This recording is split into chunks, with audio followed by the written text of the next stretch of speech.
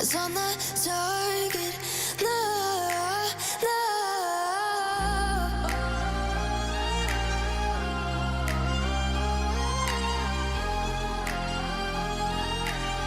Till the battle's won, till kingdom come.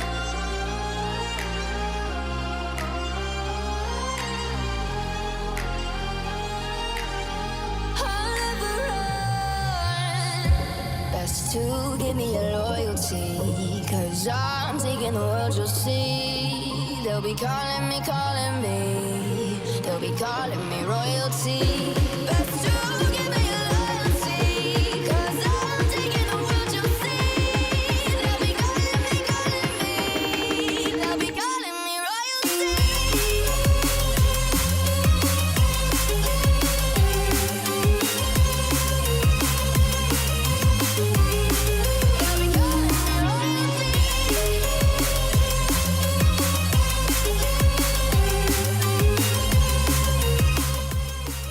Good morning, everyone. Good morning. We're here. So we got to show some stuff that happened yesterday. I was meant to stream yesterday, but I got a little bit busy. I will tell you that. I got pretty busy. But we're here on Mightiest Empire Day 3. We're going to be just grinding some tribe stuff while we're just chilling out in the stream. But we do have our unit training push, right? So rank 17, we finished 48.2 million. We basically just retrained up a lot of the pikemen you guys saw that we lost. So if you look back over now, I'm feeling a little bit happier, since if you guys watched the last stream you will know. We're back up to 250k pikes, so I'm happy days. We're happy days here. So yeah, we're gonna be doing some tribe stuff, chilling out today. It's not a super competitive Mightiest Empire Day, but we do have stamina to use. Basically, we've got a bunch of stamina we can use, so we're gonna use it, you know. So let's just start with my formations, since we were running farming formations for obvious reasons.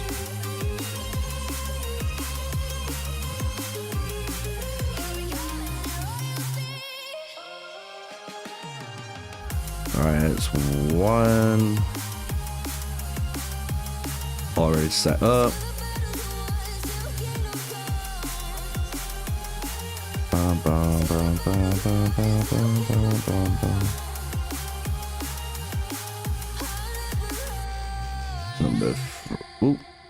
Number 3. Set up number 4. 1991. Birds and people are living together in seemingly perfect harmony until one day a young man catches fire. Oh no. This song's a bit of a bop. Trib, Yoda.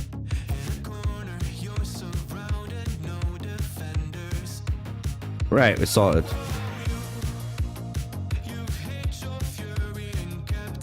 Let's send them all to auto, and then we can chill out. We can focus up on chat.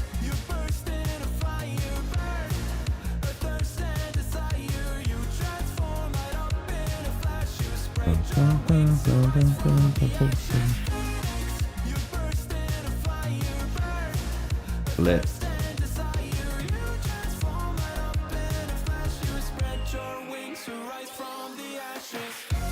We just got to keep on our good old stamina now while we're doing this for the Mightiest Empire. Good morning, Ang. I want to say Ang.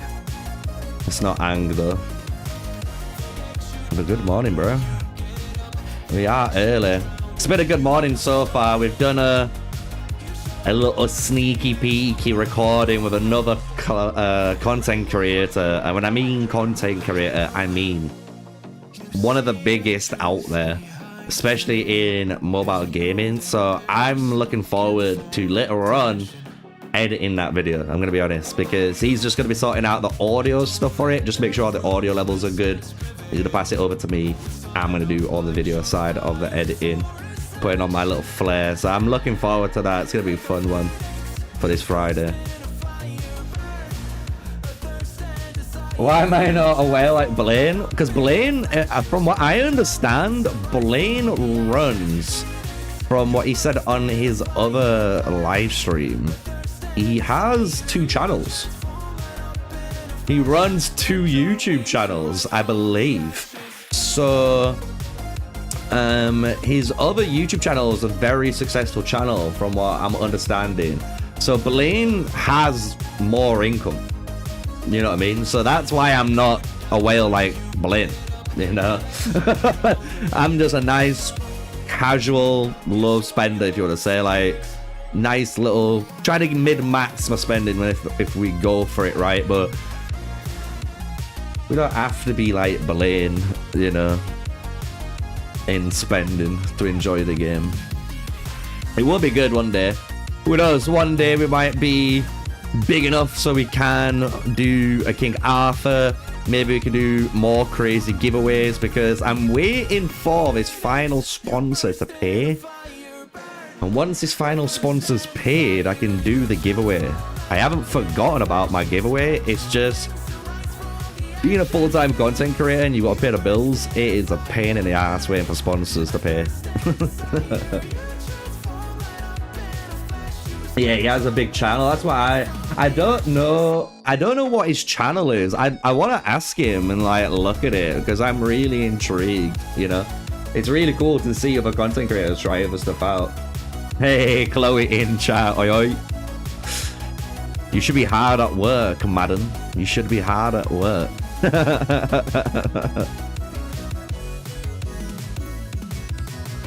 So we are going to be doing, I need to do all my dailies and shit. Literally, this is my morning grind. You're going to just see it.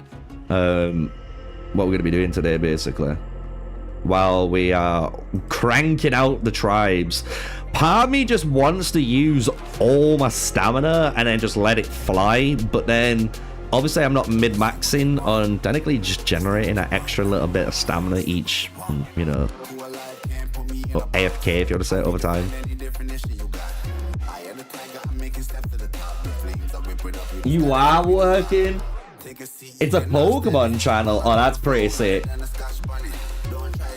Yeah, that's pretty sick. I'm not gonna lie, I like that. Does he do like Pokemon trading cards? Because I know right now Pokemon trading cards is massive. Like, even I was looking at playing maybe a Pokemon game on my channel, because I do like playing TCGs, I'm gonna be honest. You know, I love them. I love Magic the Gathering, I love Hearthstone.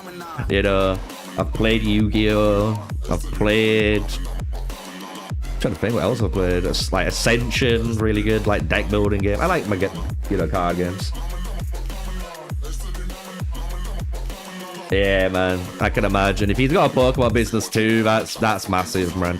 I'm proud, bro. I want to do something like that in the future, honestly, dude. Like, I want the channel to build up to a point where I can hire editors and then have multiple channels, have a website, have merch, maybe build a business about maybe a game, you know, what we cover, like Blaine's done, and then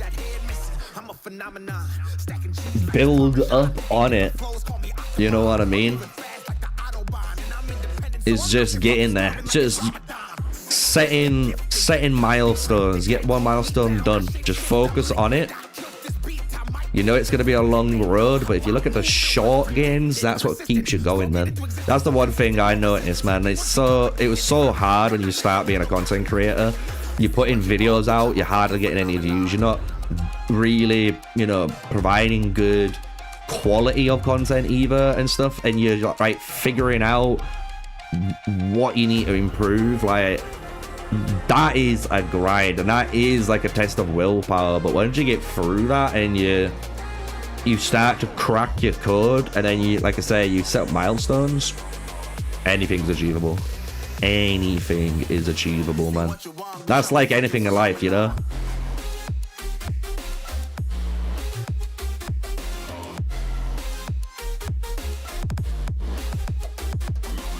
Yeah, for that to happen, the game has to be successful. You are right. You are right. That's why I'm hoping I can just run a couple of channels. You know what I mean? Run like 2 or 3 channels and then hopefully build like a little team. You know what I mean? Like have like 1 or 2 editors, then have maybe like someone who's really good with socials just to like post my content out there.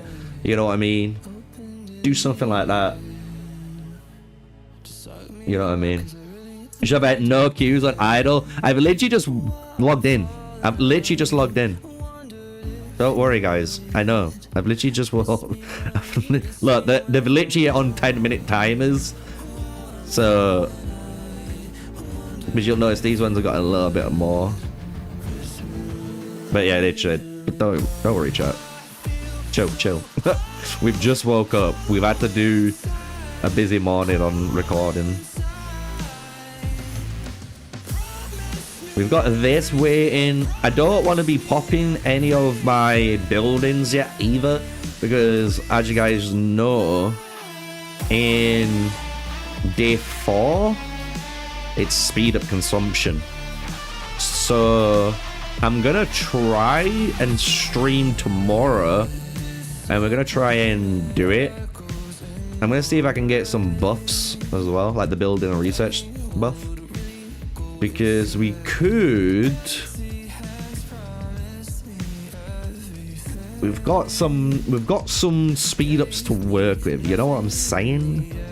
We've got speed ups to work with. So I could definitely like either go the smart route, which is just literally 5 out of 5 this, and then I can go for my T7 tech, you know what I mean?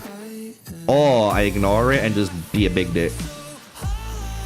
But I think if I actually make it cheaper, it is gonna just help me in the long run. Making all this T7 stuff cheaper is just so good.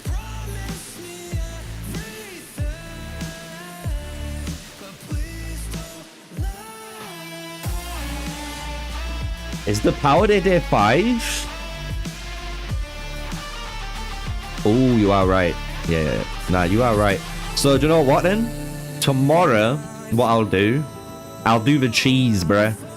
Because I do want to start doing some of this.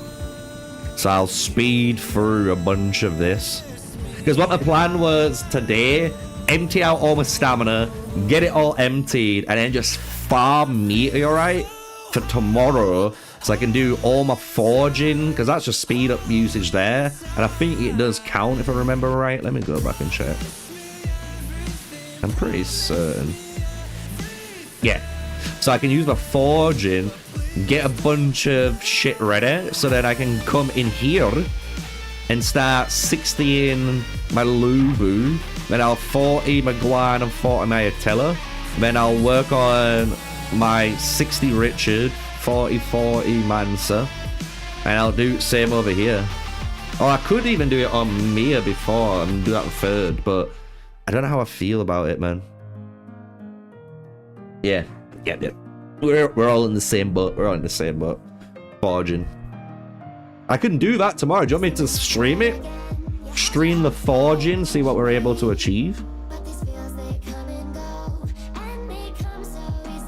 You can easily do it, I think. I think I could fit it in. Because today's stream is just going to be a couple of hours anyway, just so I can add a bit extra content for today on top of today's new video, as you guys probably seen. In the video, if you've not checked it out, it does showcase my actual spins on here. And I'm on 1.8k. I literally need 300.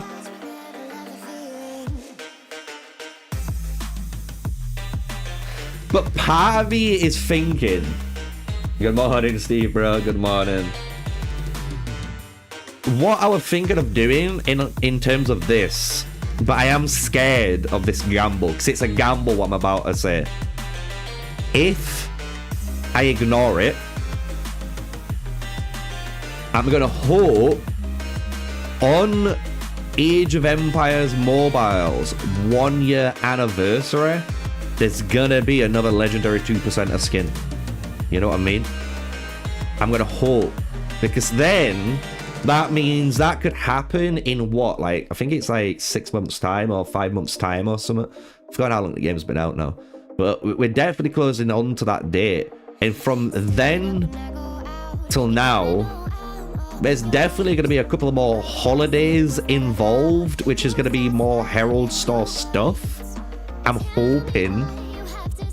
And I could earn enough red currency to buy the skin, buy a nameplate, buy the chat bubble, and the frame all in one go. That's what I'm thinking, but that is one of the biggest gambles you could do right now, because a lot of people have said you should just bite the bullet and get the 300. Like, I need to do, so it's 80, 16, 240. So I need to spend that, which is crazy. I need to spend basically 50 bucks. If I get 50 bucks, that's gonna be hopefully enough spins on average to get the crystal. That's the hope, including the 11 days free. That's so so you can see my predicament I'm in. What's a good way to farm in Forge kits other than the store and the event? So the best way that I like to do it is, we need a fuck, bro. We need a.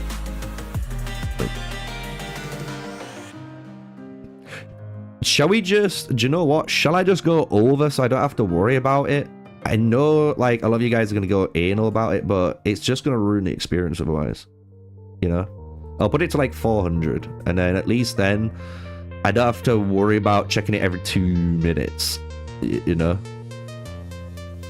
So the best way I found of farming forging kits is literally by creating gear that you're not needing and you're dismantling it. It's been one of the oldest things that I created back in the day as a forging, like in the forging guide. So I'll kind of explain it in a sec. Let me just set these guys out so they don't, you know, not taken away. This is gonna be good too, because this push is gonna give me a bunch of skill points, right? So I can, you know, skill up my boys, yes.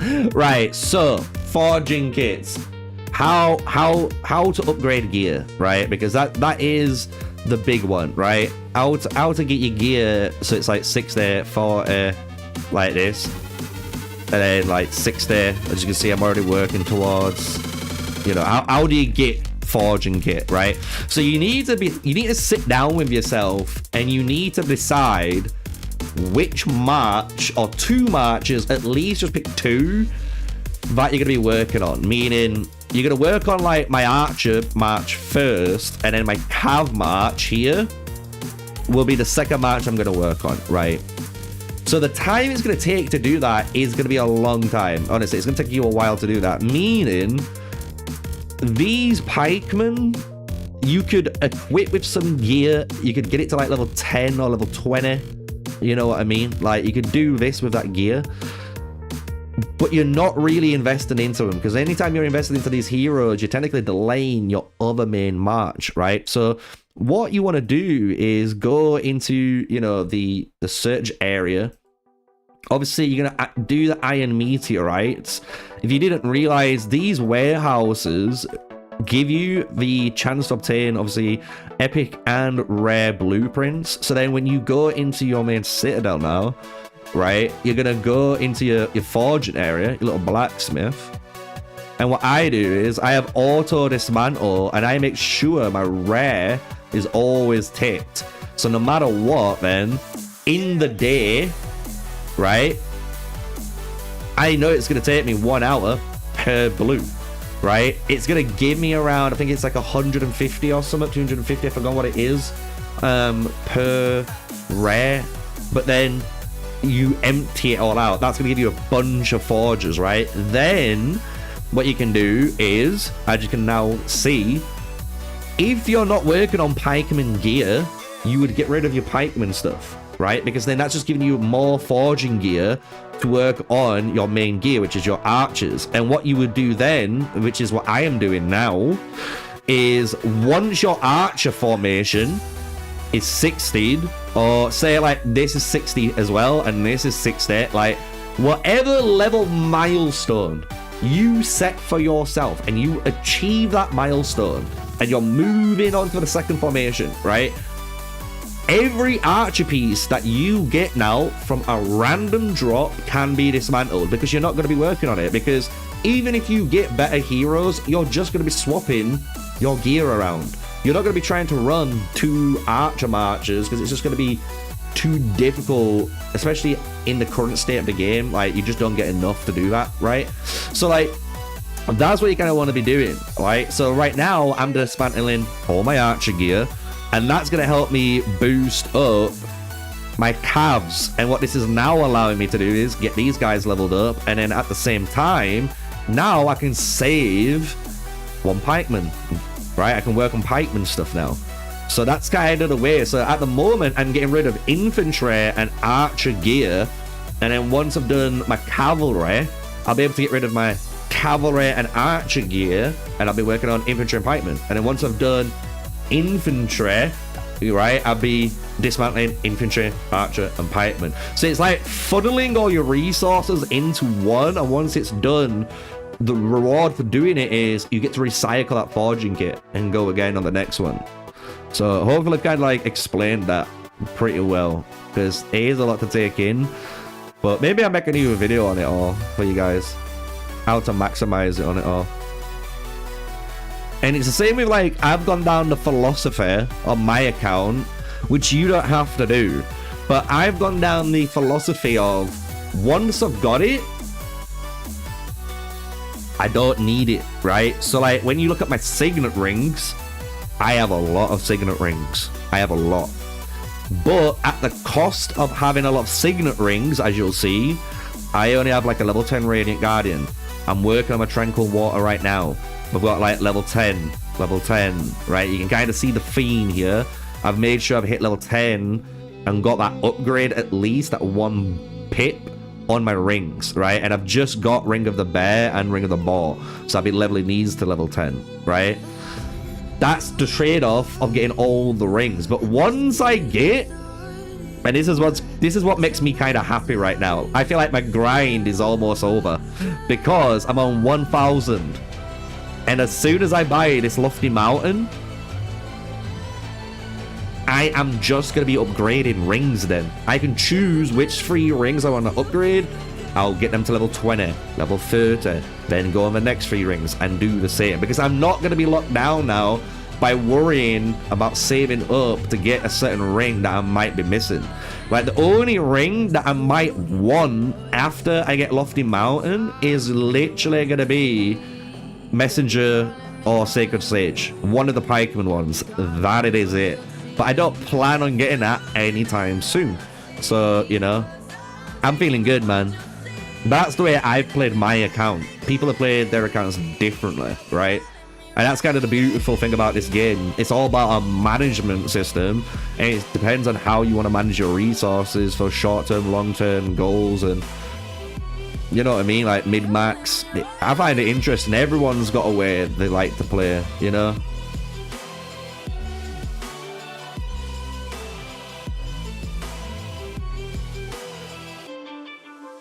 Yeah, see, Steve's been doing what I've just explained to you guys, and he's got over 400k meter, right? That's what I'm gonna be doing today, guys. Literally, as soon as we empty this stamina, farming marches are out, or meteorite, as much as we can, and just boom. Because I'm hoping then in that, you know, in tomorrow's stream, I can do this in front of you. You know what I mean? You can see me dismantling my archer gear for this reason. And then I can explain it a lot more. So it would make a bit more sense, I think, as well tomorrow if I do a stream. So let me just check my Discord.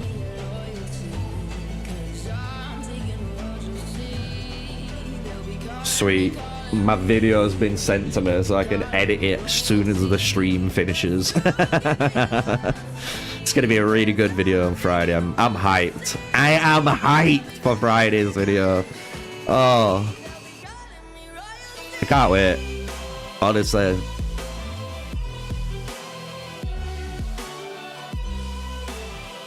I could use the buy one get one free Midas thing maybe. But do I buy it the bullet and give them my business finally? After all this time, I still don't have a Midas content creator code? Come on, like, do we do it? We should. I'll have a think about it tonight and we'll see.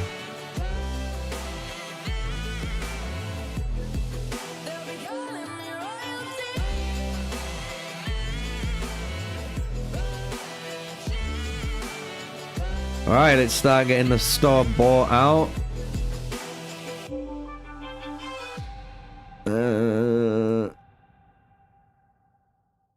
Now we can get the King Derek ones now. I'm not bothered about these. We'll get the forging ones. So all I've got left is this, which is easy. And this, which is easy. Because it's only Wednesday, man. It's Wednesday, my dude. It's Wednesday, my dude. Right. What points are we on now? Wait. Top 100 so far. Top 100 so far on the Mightiest Empire push. Feels good, feels good. So we did do this off stream. I do apologize to you guys, but you know, I didn't really think too much of it because it was just spinning to 20. So I could get my Mehmed to rank 3, bro. So my Mehmed is basically done for now. I'm kind of happy where he is. We might work on into 5 stars in the future. I'm trying to keep everything as close to 3 stars for you guys. I hope you realize that. I'm purposely staying as a 3-star Andy. So as soon as I hit T7, I can do 3-star formation lineups for you guys, right? I hope you realize that. Apart from the Miyamoto, because obviously, you know, early game whaling. The early game whaling was a good day. So we've got our Buddha kit here. I'm going to be working on the Richard first, though, because obviously he's going to be the damage dealer. I'm fine with where the Buddha kit is for now. So this is going to be the first priority. Finish this match. Get their skills to 40. Because that means Mansa will have actually a formation he can work with. Once I've done that, eventually, guys, I'll be doing the other pikeman. So then all of my formations then will be technically all skilled up or max leveled up as well. And then the only thing I've got to think about, and this is the true story. Have I got it done on here? Yeah. So weak spot attack here, I don't really use on, you know, my good old Attila. And if I put Attila with my Mulan in the future, because I plan to try running Lubu, Timur, and Rane in that lineup, and I don't need weak spot attack, I'm feeling like I reset this and I get back, you know, my skill scrolls, because I've got 4 of these to use, and at the moment, as you'll notice, my Mulan here, when we look at like upgrading, I do have enough to pip her to 4-star, right? So I could go for the 4-star Mulan, which is gonna hit like a truck, you know what I mean? But it's one thing I need to think about where to use these 4, and it feels like that's gonna be the good one, because then I could make my warriors him 3-star safely. So I can go 3-star, and then I can work on other heroes like Rani 2 and get her 3-star, and that will feel good. And then I could put maybe Mehmed to like 3-star, but I am testing builds. I'm testing how good Kingsblade and Owl's Lament is at the moment, but what I want to use is Peaceful Haven. Like, reducing your troop damage taken is insanely strong. So I feel like this is the best combo. Honestly, I do feel like this is gonna be the best combo, but I just want to see how good this lineup is. You know what I mean?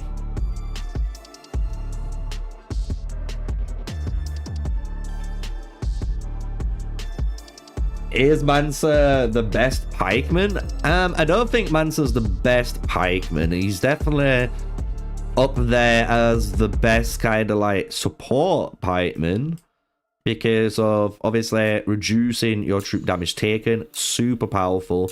Every 12, obviously, you're dealing that damage. Even his commander skill isn't bad. Obviously, doing a 2-man AoE of 550% is a lot of damage. And you reduce the enemy's commander armor by 70, meaning you do hit a little bit harder with all of your troops, which is pretty good, right?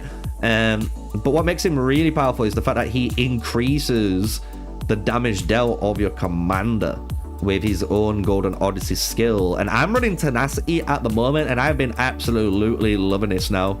I'm honestly on the Golden Odyssey Tenacity train. I know we've seen people running at the moment Golden Odyssey Fearless Retribution with like Boudica with Fearless Retribution and Forceful Retaliation, and then, you know, triple DPS. But triple DPS isn't what pikemen should be doing. It feels like I'm gonna be real, like pikemen feel way better when you just let them tank. Just let them tank and let their passive counterattack triggers trigger, you know? So even in my Apex, I think we need to do that today. Yeah, my Apex feels a lot better too.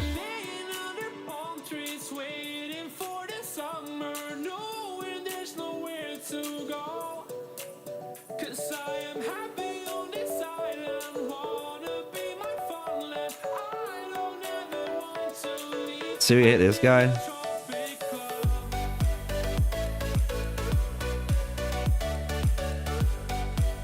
Greetings from 179. Greetings. And thanks for the sub, Rodrigo. Welcome to the channel, dude. What is the blue ring option for Mulan, Mehmed, Bell, and then Mansa, Boudica, and Richard? I can showcase that in a second if you want. Be a lot easier on there on that screen. Bro, my Richard is still up. Let's go.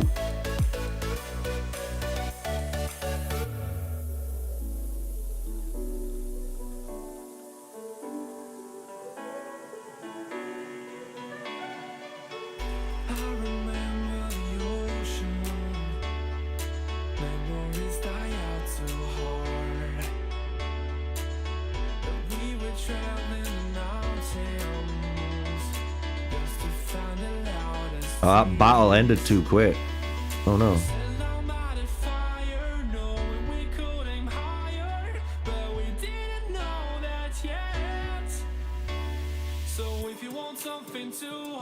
I've got an idea.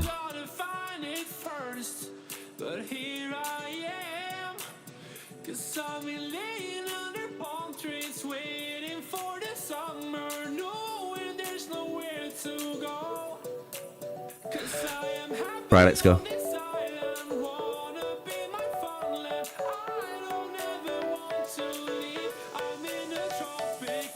Since I'm not a big spender, patience is my game. I'm skipping Mansa Musa for Cyrus. See, this is where I think you might mess up, because I reckon if you're playing Cyrus, you want Mansa Musa. You know what I mean? Right, if you run Cyrus, Boudica, Mansa, that is going to be amazing. Literally amazing. Because Richard is pretty good. Leo is obviously really good. But Cyrus is just seems way better than both of them. And it feels like he's the damage dealer that Warrior Pikemen have been waiting for. So if you've got the two really good support pikemen, which is pretty much like Boudica and Finger, you know what I mean?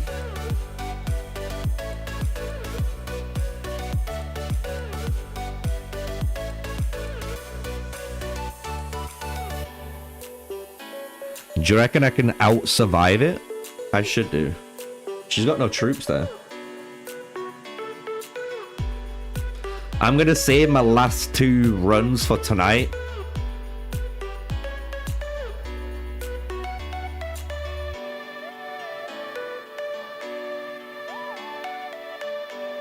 Look at the Richard though, man. It just survives long enough. You know what I mean? It just survives longer. That's all we need it to do. He tanks, and he tanks well, man.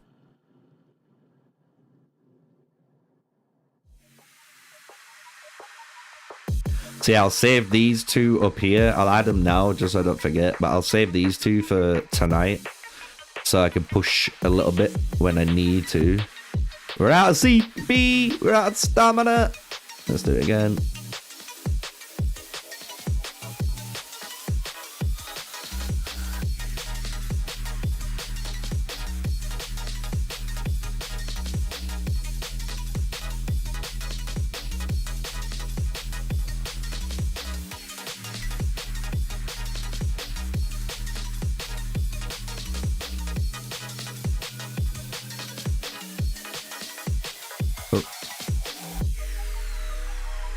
We have 2 pikemen.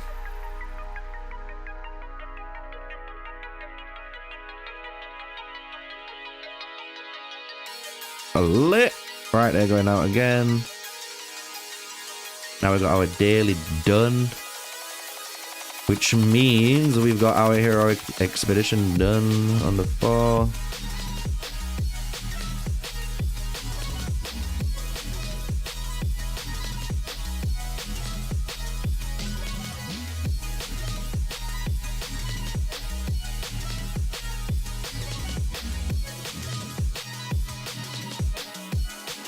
All right, we claimed everything. Everything's going. This is the last thing to do.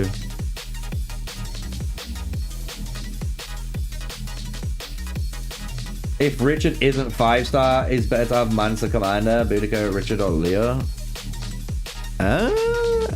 We weren't able to test that, unfortunately, at 3-star. We was only able to test on the Pioneer test server 5 stars. I can only like comment on the 5-star settings. But on 5 stars, yeah, like 5-star Richard or Leo primary is infinitely better than the Mansa primary. But what we saw in a 1v1 scenario. But we couldn't obviously test swarms and PvP, and so we can only take what we can from like base testing, you know.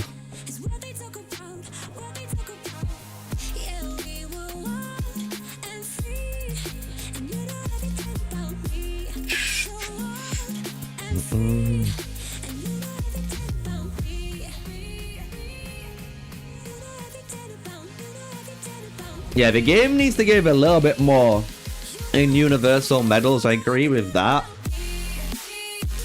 But I will say, out of most games so far, on launch, the rewards haven't been bad. Let's be real. You know what I mean? Like the other different games that I've played, the amount of rewards that you got early game were terrible. Literally terrible. Like, in comparison, like, my account is basically an account that has, like, if you were looking at Rise of Kingdoms or, like someone just said, Call of Dragons in chat, right? My account is basically multiple 555-1 commanders. You know what I mean? All 555-1 commanders. And I've already got rings that are basically, like, you know what I mean? Like, it's not even close, like the rewards that you get in this game compared to others. But yeah, I do think for free-to-play players, they just need more universal sculptures. That's it. Universals is the big bottleneck for anyone. And let's be real, there's enough commanders coming out and that can come out. Just give a bit more. You know what I mean? Just a little bit more, man. But yeah, no, I won't be playing Call of Dragons. I'm sorry.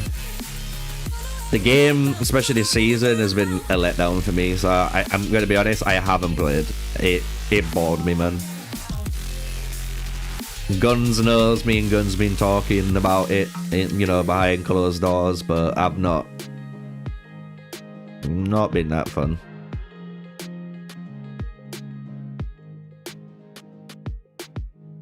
You spend 60k coins every week in the VIP store only? Yeah, that's crazy. I won't be doing that at the moment.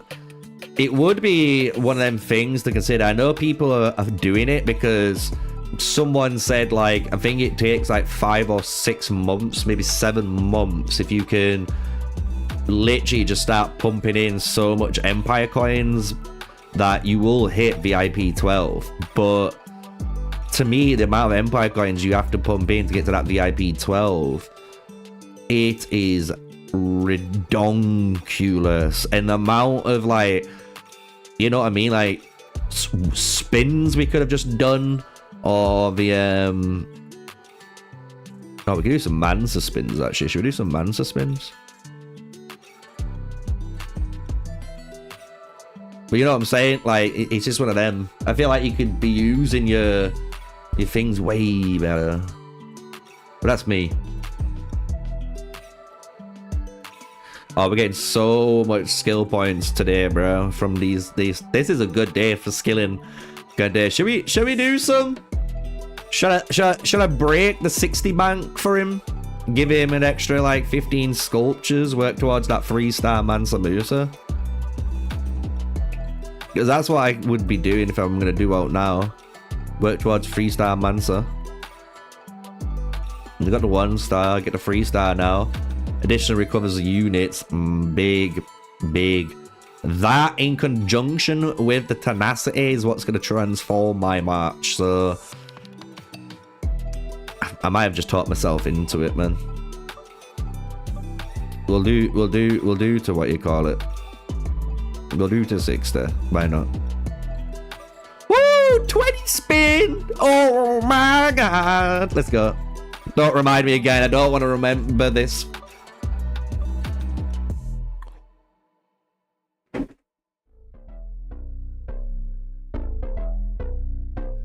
What? 20 spins? I got what?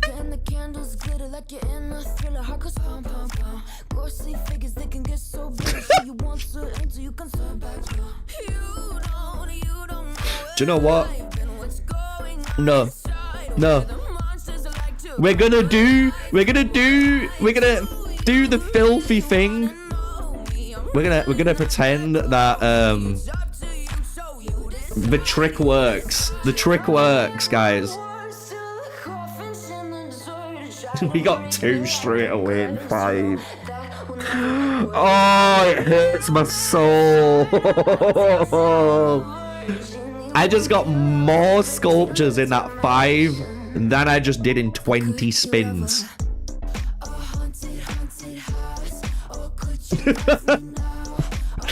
Oh, that hurts my soul. This is definitely a haunted house. Boom. Yeah, we're not. We haven't even got a 10 drop yet. By the way, I've not got a single 10 drop. Give me it now. Yeah, we're getting singles, man. What's that Mansa right now?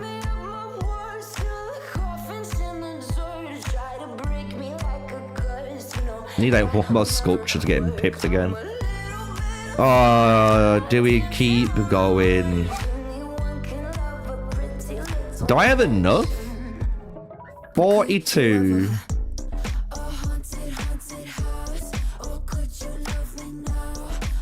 But I need 8. I don't have enough, do I? Oh, I'm just shy. I'm just shy of the 120 bomb.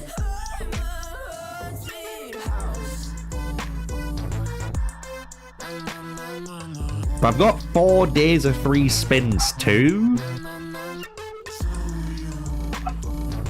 Plus rewards coming in. because of... Yeah, nah, I think I'm good. We're doing it. We're doing it, chat. We're doing it. We're sending it. Do we do another 20 bomb? Oh, do we do another 20 times? Oh, it feels filthy. It feels filthy to do this, man.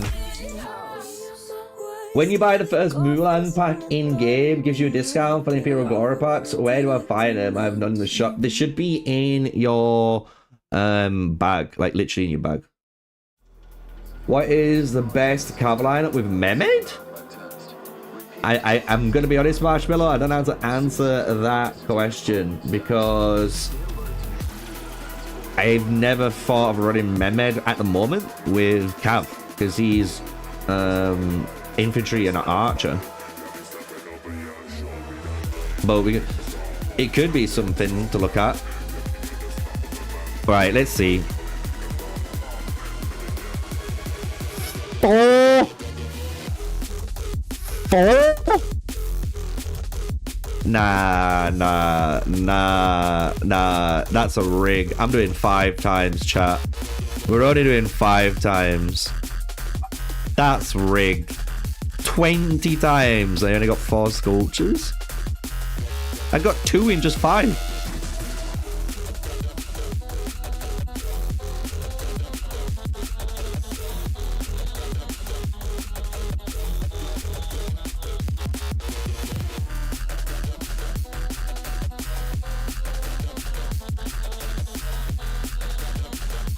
Ooh. Oh. Last 5. Oof. So, we've got... Oh, we can do this, can't we? Bang. Bang. I'm just going to empty out. Why not? I'm going to be getting more anyway. Nice. So, we get 2... We're going to get him...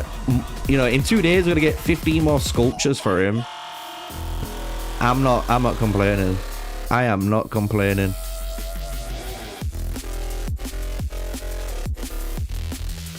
Boom. Oh, perfect. Get those 15 sculptures. It's going to put him into the 2-star. And then I can then... Oh, yeah. Oh, yeah. We feel good about that. I ain't got the exchange for it because I literally just used the what I needed on the Mansa. Not the Mansa, on the Mehmed.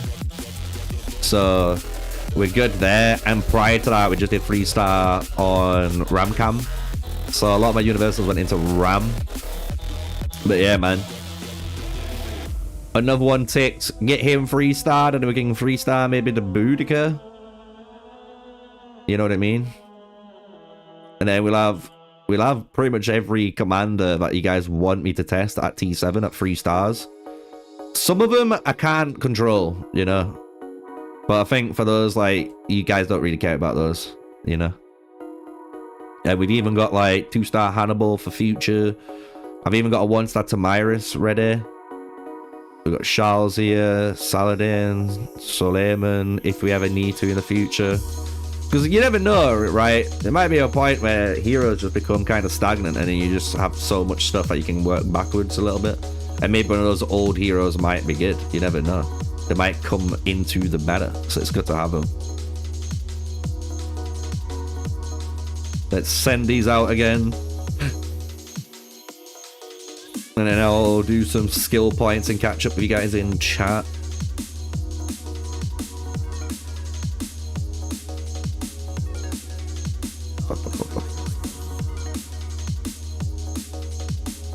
Good morning, Mark, bro. The rings. Yes, the rings. I will not. I'm sorry. Thank you for reminding me. So let's do that. So if you're running rings on, if I remember, you said it was Mulan. I'm gonna look at. Let me scroll up. There we go. What is the blue ring option for the Mulan, Mehmed, Bell, and then Mansa, Boudica, Richard? Are you only wanting blue rings, or am I allowed to use some other rings? Because you know what I mean? This is a good blue ring you could be running. Ring of the Daisy is a double strike one. This is really good on Bellevue if you're running Bellevue. So you could run Bell with Ring of the Daisy. You could run your Mulan with like Ring of the Night Wolf for, you know, a bit more cheaper. And then for Mehmed, you have a few things you could do. You could go like Ring of the Bear, or if we're thinking about blue rings, I'm trying to think, because you've got your pikeman and there's certain things that you want in your pikeman march. Like this ring needs to be on the pikeman march.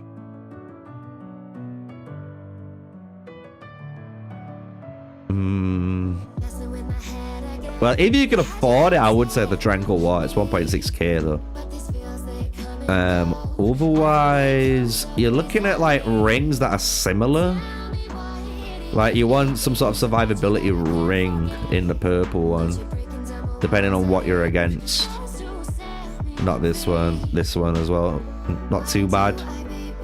Kind of counter. But if you're a pikeman, I think pikeman's easier to work with, because with pikeman you can run Ring of the Clover on any of your pikemen. Choose which one you want. I'm going to be real. Like, whack this on Boudica, right? Boudica can have this. And then, like, your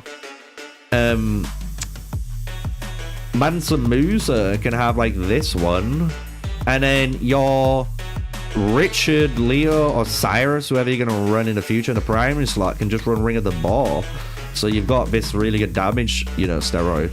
And then, like, later down the line, you can upgrade those rings again. So, like, you could run... oh, it's not even... is it showing it? Oh, yeah. So, again, Ring of the Badger, you could put on the...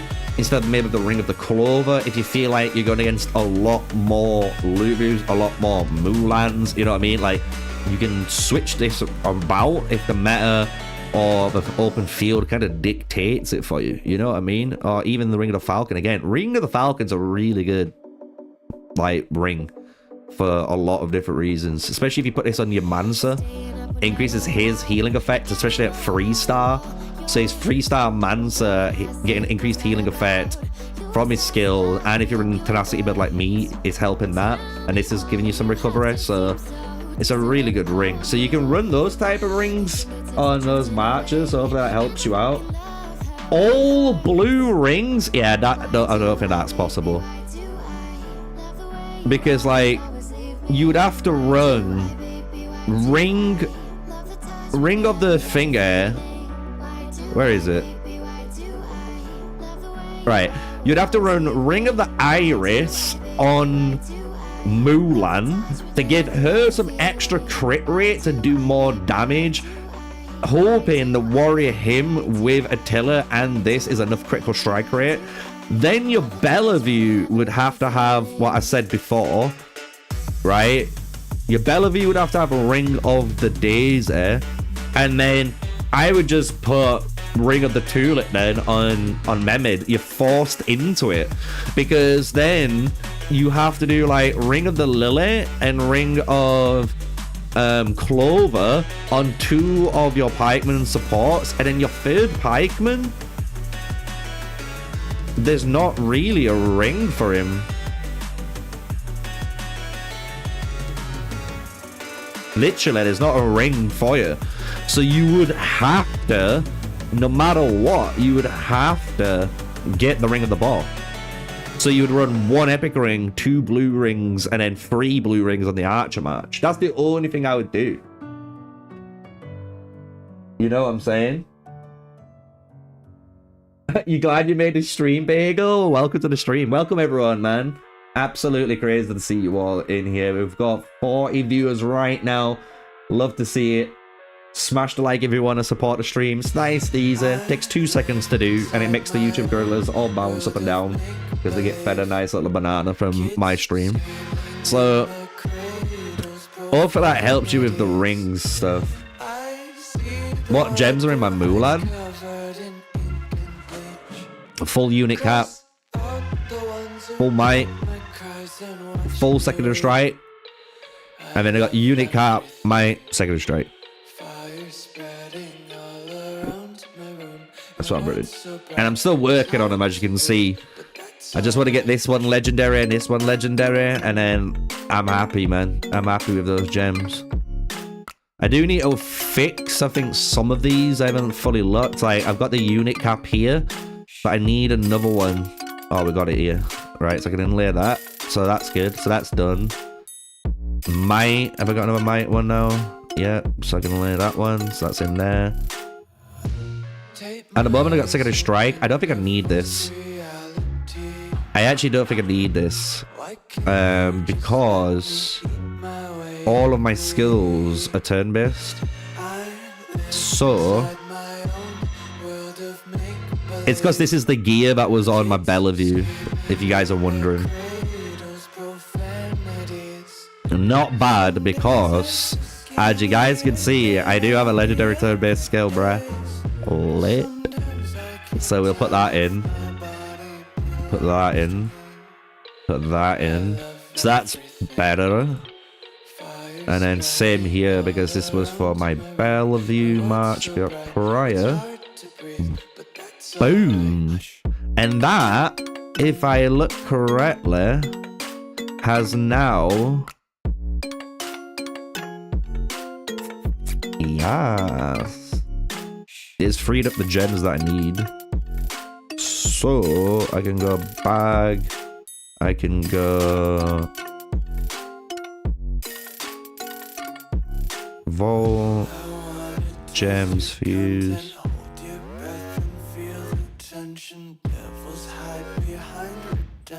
Inlet.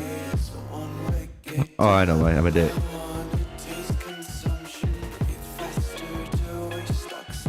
There we go, baby. Boom. Don't look back. Don't look back.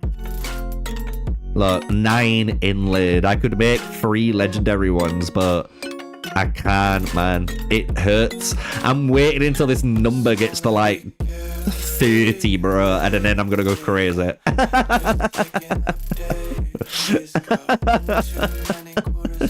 that one hurts, bro. Like, having even all of this added up, it helps, bro.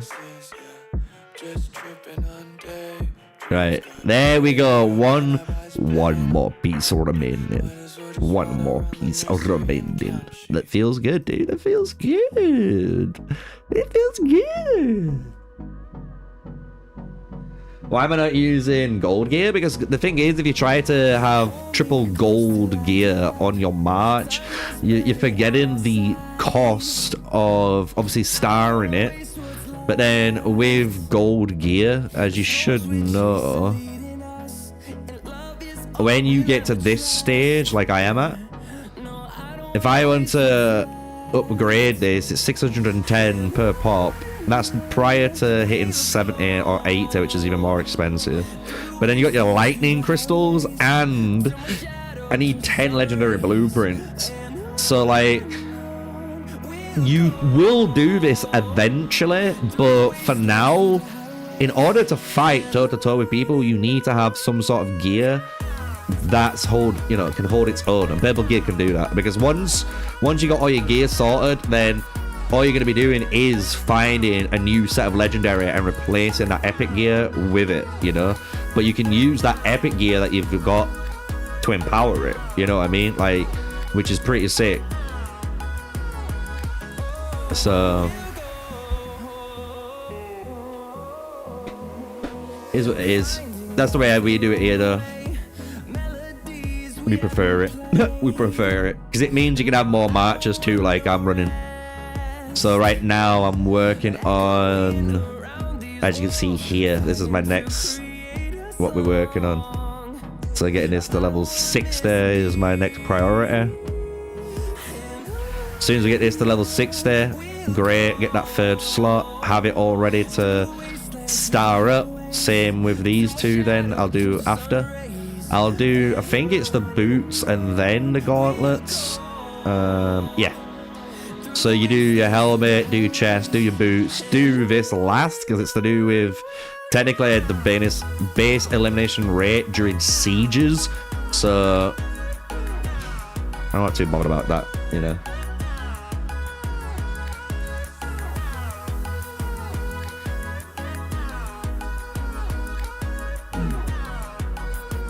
Yeah, but it's still the cost, guys. You're forgetting the costs, right? So look, you can't have triple legendary, especially if you're a free-to-play player or a low spender. You cannot be running triple legendary gear. I'm telling you now, because when you look in game and look at the stores, right? Just the stores. No magma crystals. We get 10, 20 magma crystals from there. No magma crystals. No magma crystals. No magma crystals. No magma crystals. Wait. No magma crystals. The only way you're gonna get magma crystals outside of the event that you have to run, which is treasure hunt, which you should be running if you're able to. But again, treasure hunt is badly designed because it's a rotational time zone and it's not set by the Alliance. So a lot of people miss it because it could be at a time when you're asleep, literally. But then in here, you can only get 20 in here.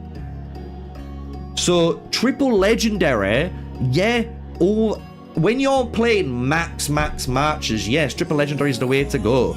But you do not have the resources in game, especially the rewards in game, to level up triple legendary. That's why it's easier to get purple gear first, have stats ready that you can compete with other players, because you can get purple crystals and the legendary crystals along each other. And then once you've got that foundation, once you've got, you know, legendary, epic, or even if you wanted to go legendary, epic, if you're a bit more of a spender, and I'm transparent with you guys, right? You will have to spend in order to run like a legendary setup, because you're not gonna get the magma crystals. And on top of that, I even mentioned the lightning crystals. You have to get lightning crystals too, which are even harder to get in game. So trust me when I'm trying to tell you this. It's not like I'm telling this to make your March weaker. I'm telling you this because earlier on and in the mid game, you're gonna have a stronger match than other people, because you're gonna have more base stats than them, because they're not gonna be able to level up their gear all the way. Like, they're just not. And they're not gonna have the stars, because the stars really do make a massive impact on gear. Like, I don't think you guys realize the stars are huge. Increasing my archer health by 3%, unit capacity, damage taken from my unit type. It's everything I care about. While the level is just increasing, like, the, you know what I mean? Like, the base stats of it. Like, but you don't get those base stats without upgrading the stars. You need the stars. You can't get those stars without magma and lightning crystals. But there's not enough in the game for you to do that. So on my channel, that's why we recommend running this lineup, because then once you've done this, like I have, you can do a 60 40 40 here, then you can do a 60 40 40 here, then you can do a 60 40 40 here, then you can do it here, and you would have 5 marches all leveled up, ready to actually do some good work in the open field because of their gear. And then you're in the position to be like, okay, right, now I'm gonna work on maxing my archers, because my archers are now in season 7, season 8, season 9, where Mulan might not even be the meta anymore, but you know they're the meta march, they're the best march. So then you can go, right, all my gear is going over there, I'm gonna now get a full legendary gear here and start filling it out. To me, it's just about management. People don't realize it's a 4x game. It's all about managing all of these resources and all of these different things that the game is throwing at you to try and like benefit you the most. Like, and there is technically, like, I wouldn't say there's no wrong way of doing things. Technically there is like very big don't do's, but like in terms of like management, you can do different ways. People have their own ways, but this is the way I like to play the game. People agree with what I'm saying just because it eases the burden, and it honestly makes you enjoy the game a lot more. And like I say, you're hitting these milestones, you know what I mean? Like, I am now working just to get this epic done. Boom, I'm happy because I'm gonna get my 3-star unlocked if I want to go down that route, you know what I mean? Like, I could 3-star this gear if I want to, you know what I mean? I could do that, or I could get rid of all of this archer gear that I don't need and level 60 my next set of gear. Do you get what I'm saying? Like, people don't realize that, and some people can argue against me, and that's perfectly fine. And I understand the arguments against me, like, you know, legendary base stats and so on. Yeah, you are right, but in order to get there, it's so difficult. So you might as well just run with what you know you can max. It's the exact same philosophy, right? What I am saying here is the exact same philosophy that you guys do with rings. Like, a level 30 ring, blue ring, right, does so much work for your account until you get that purple, that legendary ring that is level 30 or 40.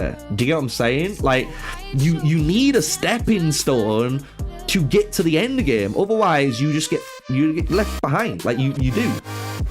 You know?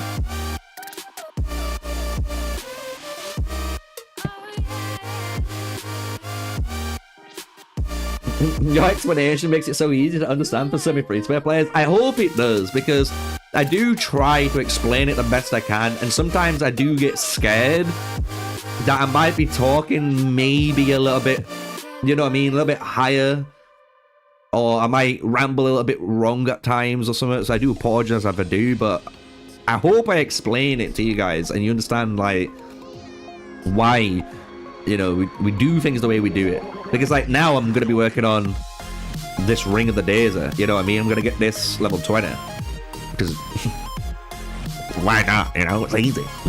It's easy. And once this is level 30, I don't have to worry about it. And then I will be working on a replacement ring, you know what I mean? I could, argument's sake, I could run Ring of the Bear, I could run Ring of the Lion, and no, not even that. I could run, like I am, I could just run Radiant Guardian, Nightwolf, you know what I mean? And then Ring of the Bear.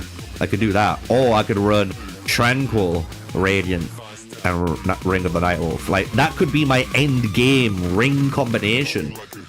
But in order to get there, I still need other rings, and you know, rings that I'm going to use earlier on, like to fulfill the stepping stone, you know? Right, let's start doing some skill upgrades finally.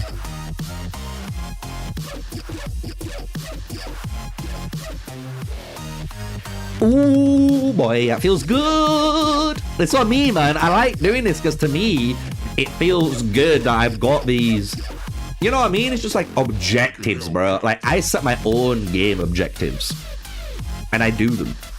And it feels good because those milestones are all adding up over time. Like, so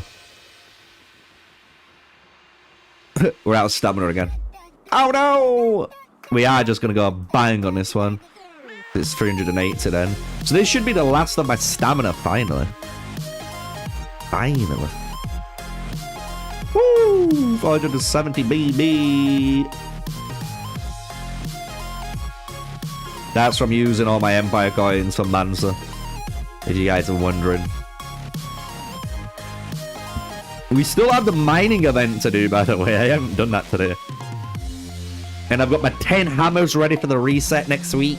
That's going to let me get, you know, the 20 hammers, get the 30 bomb with the 30 reward again. But I'm feeling good. I'm feeling good. I hope next week I am lucky and I get 1.6k. If I get 600 out of 30 spins, streamer luck is real.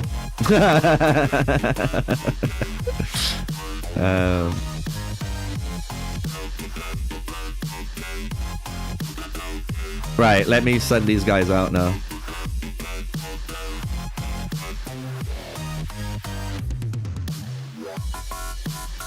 Should we check my ranking?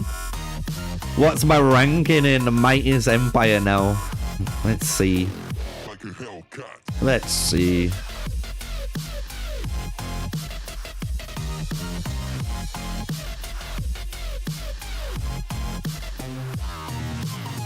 Woo!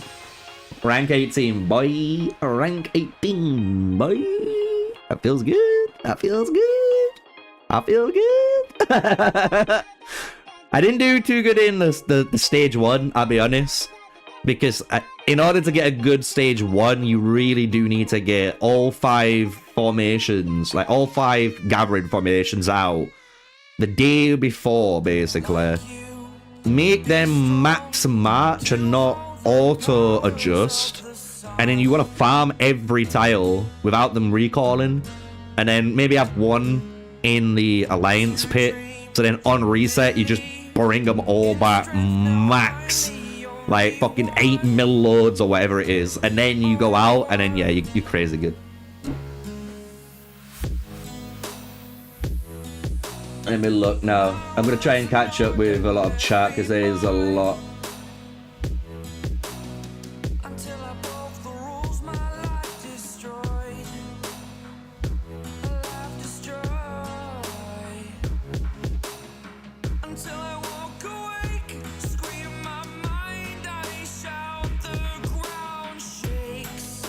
How would I transition now into Legendary Gear? So the way... I'm not transitioning right now into Legendary Gear, but I will explain it for you guys how I am going to transition into Legendary Gear. So the way I am going to transition is once I've completed my all my main gear that I'm going to call main gear for my marches.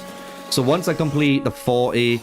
you know, 60, 66 there, the 40 here, and same with all the other marches, right? Once I do that with all of them, and they've all got that baseline, all I'm going to be doing is picking whatever troop I like the most. Most likely, it's going to be an archer march, because I love archers, right?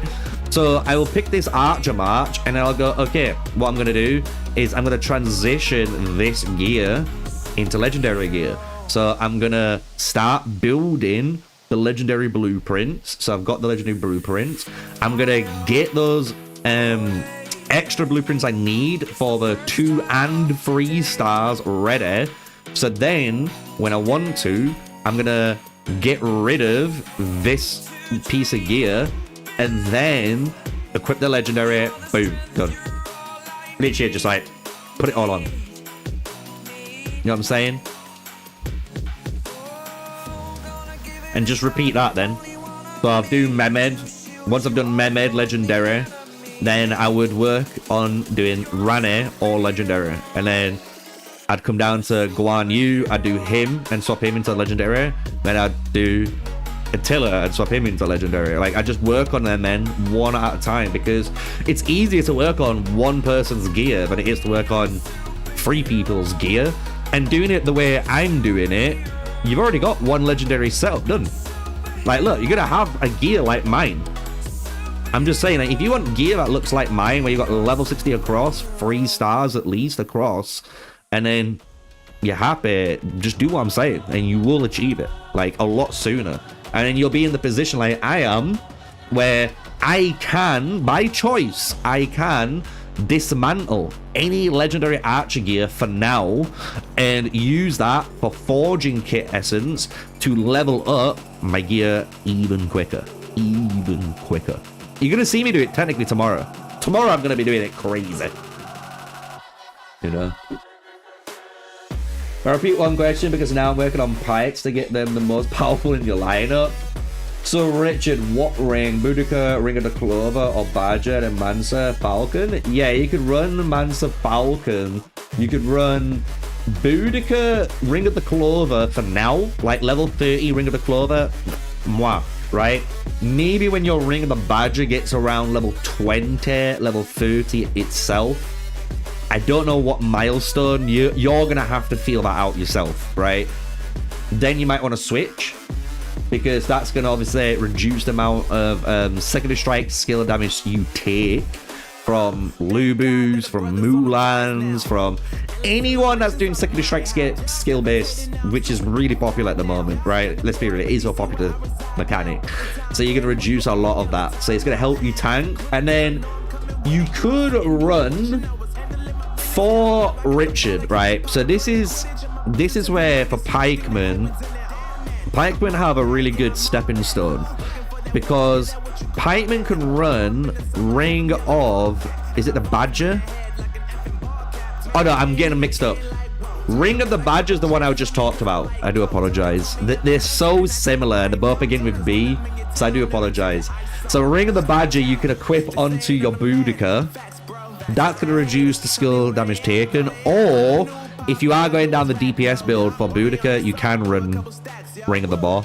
That's fine. But the best, I don't care what anyone says, the best ring for pikemen, especially warrior pikemen, let me be specific, the best ring for warrior pikemen DPS is, without a doubt, Messenger of Destruction, because you are increasing your passive skill damage by one of the biggest amplifications I have seen in game. 75% is ridiculous. You don't care about reducing normal attack damage by 20% because you don't deal normal attack damage. You deal counterattacks through passive based skills. That's what you care about. So 75% is nutty, bro. So like, if you want to go for a ring, Messenger of Destruction, I don't care, is just too good. And especially if you've got a Messenger of Destruction and you are comboing it with, you know, the Ring of fuck, don't make the mistake, Sneaks. Ring of the Badger, because Ring of the Badger reduces, let me look. Yes, so with that, because that's reducing the skill damage, and then even with Ring of the Boar, which is another damage amp of 60%, when you fall below 60%, you have this on top. Like, you can run Messenger, Boar, and then run Badger or Falcon. Like, you can run so many good rings with pikemen, it's unfair. I'm telling you now. And you've got, like I say, Ring of the Lily, fine for a recovery-based march. You've got Ring of the Clover to reduce damage taken, which is a lot better in my eyes. You know what I mean? So you have a lot of ring choices with pikemen. Like, see, it depends on what you want to go for. Do you want to go for Boar, like I have done? Because I've got Boar on my Richard. Then I've got this on my Julius Caesar at the minute. And then my Mansa's got my Ring of the Falcon, but you'll notice my Boudica has Ring of the Lily, right? So my two supports are running support rings and like tank rings, right? When I get Lofty Mountain's going in this lineup. I'm just saying, you know? So hopefully that kind of helps, because rings with pikemen is like so good. It's kind of hard too, because if you're a pike main, I kind of feel for you, because you could be running tack pikes next season. You could be running martial pikemen right now.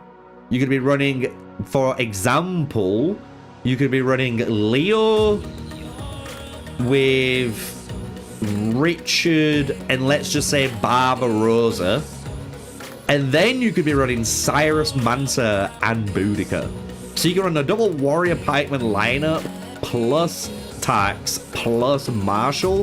The only issue doing that is you don't have like enough rings for all four. Do you get what I mean? Like, because you can put Ring of the Boar on one of your warrior, like you can put Ring of the Boar on Richard, you can put Messenger on Cyrus, but then you would have to put like Tranquil and Lofty on support 2 for each warrior.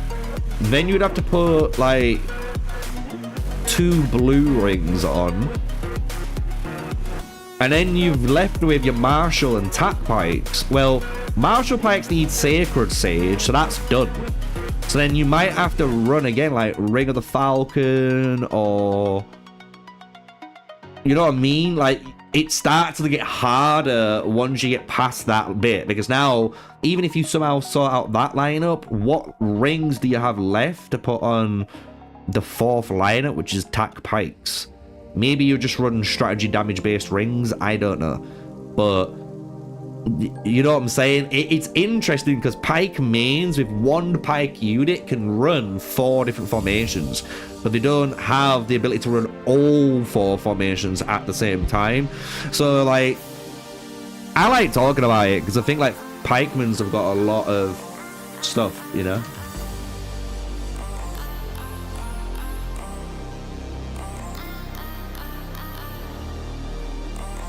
Caesar, Octavian, Tamiris. Tamiris is better than Busher on this setup. Yeah, I would say she is, but yeah, as the saying, you want Tamiris a little bit sooner if you can. If you can put her in slot 2, it's really good, but like Octavian, you don't want in slot 1. He's just not a good slot 1 commander, so you're kind of forced to put him in slot 3 if you want the Tamiris to come sooner, which you kind of do. For her skill, right? Should we show everyone what we're talking about, right? So this will trigger on her turn 1. Every 9 seconds, reduce your troop damage taken, really good. Increase the might damage of your other heroes, really good. So it's gonna boost up the Julius Caesar next time he comes around, but it's going to boost up the Octavian that's going to come next turn. And then every 3 times your commander uses a skill, which is not the passive or commander skill, so obviously turn-based skills and active and second strike skills technically, you increase damage taken by that target. So it's a really good one. You want it sooner because the sooner you can get this off, the better. It is a shame, like, Octavian just doesn't have the ability to be in slot 1, you know?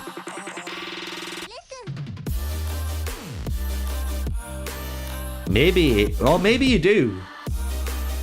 Maybe we are undervaluing having 2 extra stacks and put in... Nah, man, nah, I can't.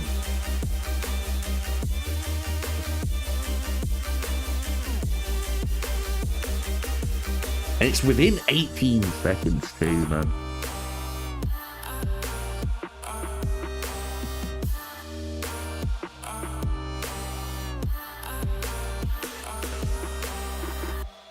Because I don't know how I feel even about putting Tamiris primary. Like, her primary makes you want her... Well, her commander skill makes you want to kind of, you know, put it in that primary slot, but I just don't think it's good enough. You know? But you got to think with Tamiris, you're already dealing might damage to 1 target. That's kind of sad when you look at pikemen in general, like dealing... Especially like fucking Caesar, bro. Like, Caesar just looking at you like, bro, I'm hitting 3 of these guys. 3-man AoE is massive.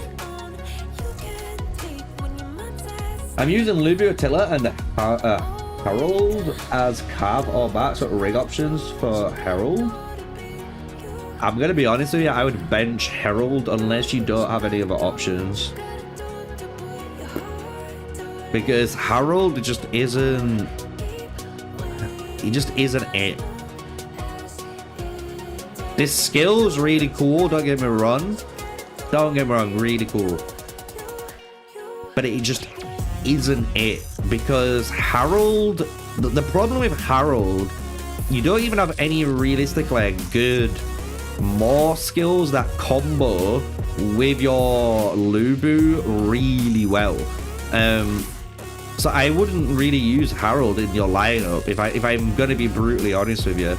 If you are using him just as a replacement, the only thing I would be using him for is to put like Tranquil Water on, or to put like you know, Ring of the Clover on. So he's going to be your guy that's just buffing and stopping you from taking damage until you get a better hero to replace Harold, because he's just, I don't know, I don't like him.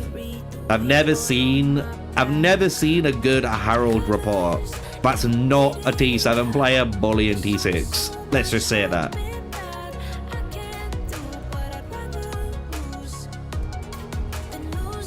Yeah, you could be increasing the Octavian and thingy skills with Tamaya's primary. That's the only thing that I was like thinking about, but it's just like the question you've got to ask yourself as a Pikeman main, and even this is what we ask ourselves. That's why I think people like the channel, because we're not scared to ask questions. People hate questions nowadays. I don't know why, but you know, the question is for a Pikeman main: is sacrificing the area of effect damage from your commander skill on, you know, your Ramcam primary, doing obviously the AoE healing and AoE buffing, or your Julius Caesar with a 3-man AoE, is it worth sacrificing that AoE to go for one target with, I'm guessing this is less damage, I'm guessing, I'm not saying it is, I don't know, because I haven't seen it maxed out yet, but on a single target, but is it worth sacrificing AoE to increase the damage of your Octavian and your Julius Caesar? That is the best, that's the question. Is it worth the sacrifice? Am I happy to sacrifice area of effect damage from my commander skill to basically make my Julius Caesar and make my, you know, Octavian hopefully hit like a truck, like hit like an absolute truck, you know what I'm saying? So, but I want to swap my skills as well. So I'm debating to swap coordination into Whirlwind Sweep and try that out for a bit, but I like my coordination because it is boosting up my skills for like everyone, you know? Like, I like the fact that I'm boosting both of these skills, you know what I mean? From this skill. So like, either this skill is boosting this, or this skill is boosting this, because this has the 1 in 3 chance of increasing damage taken. And then if you have both of these online with this, you nuke people. That's the way I look at it. It's a little bit, it's a gamble build, but I like gambling a little bit on this. The more safe one is definitely running Whirlwind Sweep. I will say that if you run like triple offensive Whirlwind Sweep, I could probably guarantee you your Octavian would do more damage.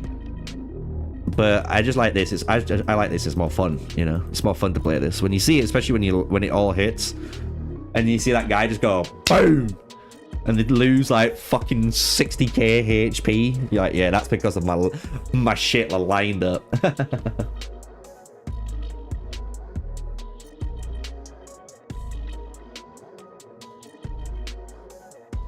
Bum, bum, bum, bum, bum. She will boost Caesar. What do you mean? It's 3 seconds, so you've got 1 turn. If she's primary, you've got 1 turn of Julius Caesar being second in command, and then the next one is your Octavian. Like, you've got the 3-second window there because it's 1 turn per second, right? So when it comes back to her, like, it'll be off, basically. Because the skill triggers on that turn. It doesn't take in that turn to cooldown, right? So, like, if this is 3 seconds, so this triggers, this is on the this is in play now, right? It goes into turn 2. Now, when that ends, that's 1 turn down. It doesn't include its own turn. It activates and reduces this down. And even if it did do that, you would still hit the Julius Caesar and the thingy. Yeah, no, that's what we were talking about, though. We were talking about that, Bruno. We were literally talking about having her primary And is it worth, if she's primary, sacrificing the area of effect damage of her commander skill to increase the might damage of your Julius Caesar and of your Octavian? That's what we were just saying. Like, am I speaking Swahili, chat? Am I speaking Swahili?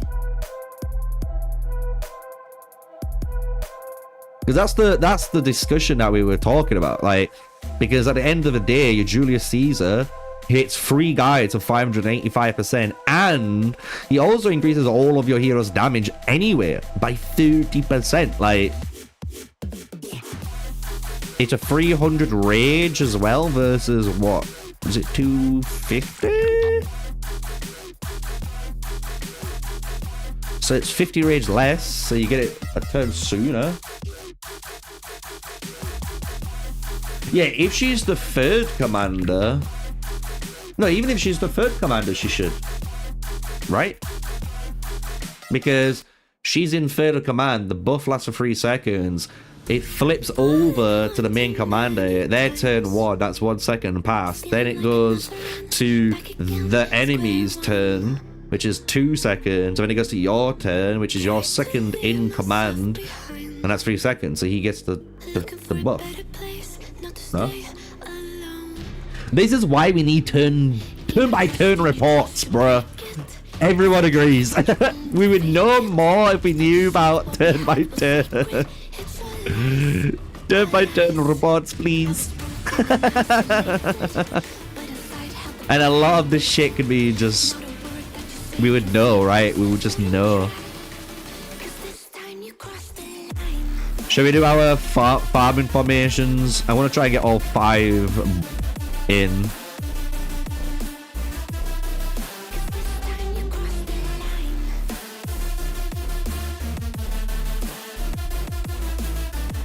Well, I don't need to put him in. He'll be the last one, I guess. Funny how the tables turned. Didn't think I'd go this far, but here we are, the end. Now you're just a lesson learned. Where is it? Slowly fading memory, so I can breathe again. Gain my trust and you chose to break it. Ask for truth, but you only fake it. Thought you said what we had was sacred. It's all lies, all lies. I was broken and isolated, but inside held the fire waiting. I'm just double checking. I haven't missed one of my main gatherers, but I haven't. Right, now we can fill them out properly.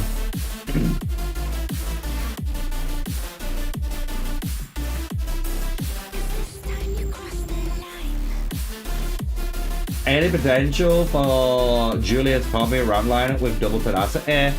I reckon so, but I also think with Tommy, you're gonna run either 2 builds, and we need to test it.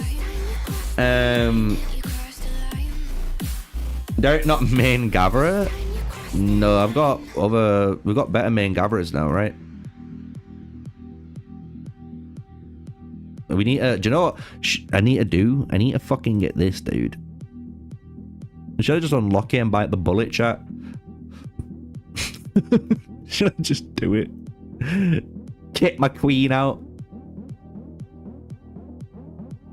Yeah, because he's got a gathering one on here.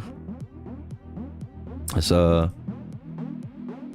I'm glad I didn't go too hard on my white sun shin. Queen Diddy is a wild name. It is, dude. Queen Diddy. She needs, you know, blinging out. Our queen isn't in jail though, you know? Or not going to jail, shall we say. Wait, is he? He is, right? I haven't kept up on political news. Eyes in the sky, gazing far into the night. I raise my hand to the fire, but it's no use, 'cause you can't stop it from shining through. It's true, baby, let the light shine through. It is these two, yeah.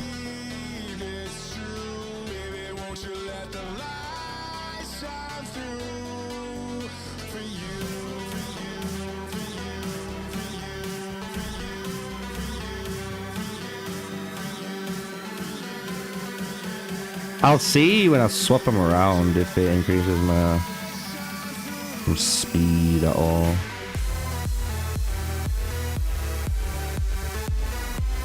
Yeah, I'm still 112.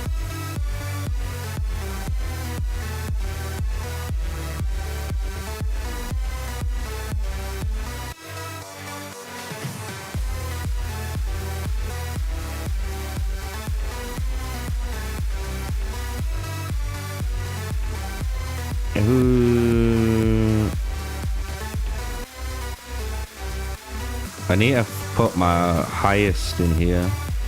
Whoa!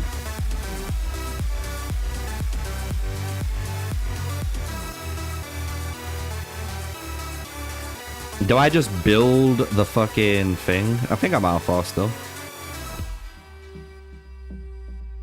I think I'm still R4 still. We are. I'm the only one. Why do we build? It was wood last time.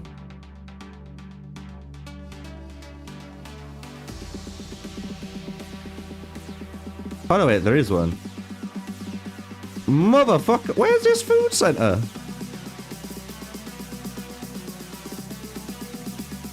Bruh.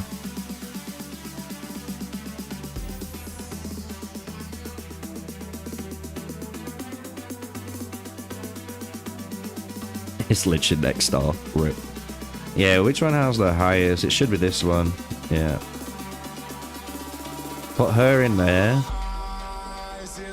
And then you're farming that one. No more fives about. Oh, bro, that's not a full one. There we go.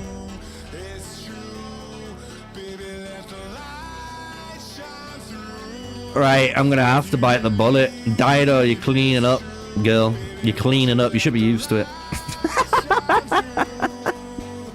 Should be cleaning up, duty. Right, what am I missing? Food. We'll go for more food then. Sick. Everyone's out. Everyone's farming.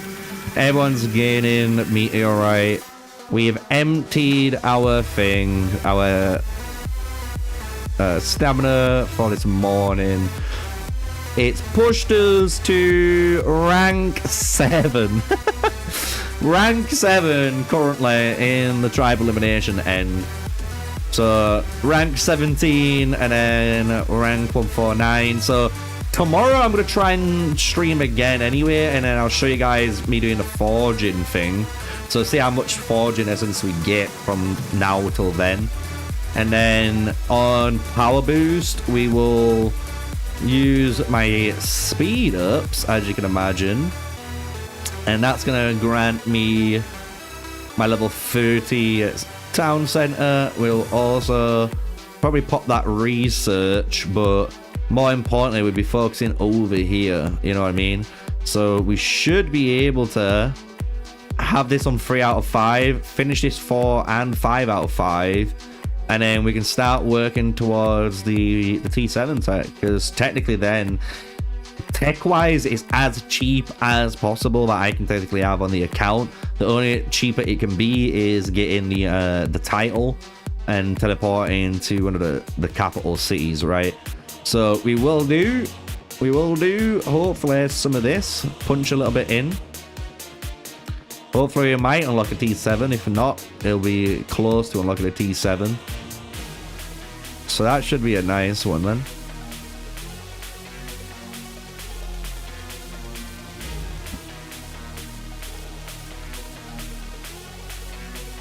Do you have news about migration? Yeah, we do have news about migration soon.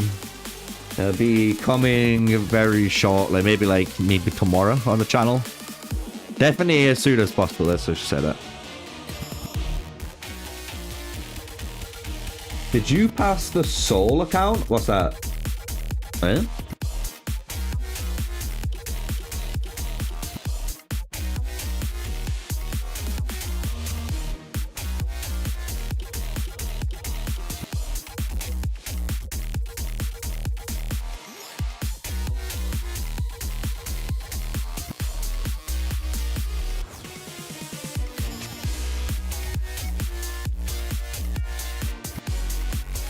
I'm too good at this game.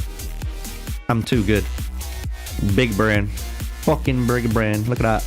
Look at all I didn't hit. I saved so much.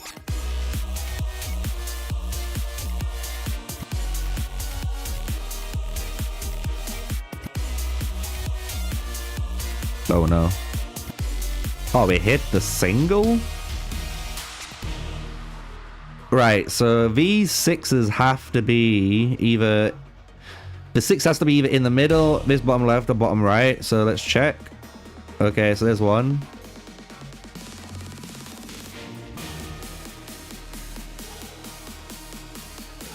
Are we guessing it's on this side? No, it has to be up here.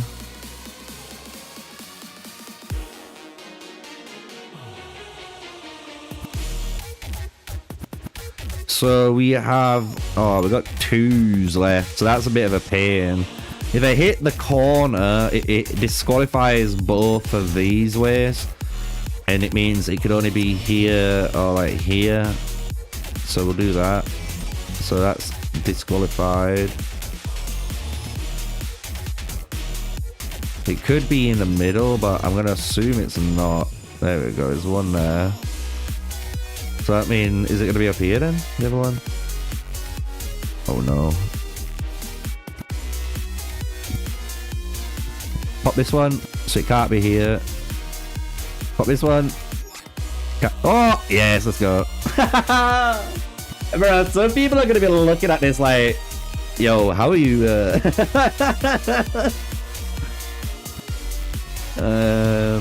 So we got 4, 4. So it can be any line. So there's one piece. There's 2 pieces.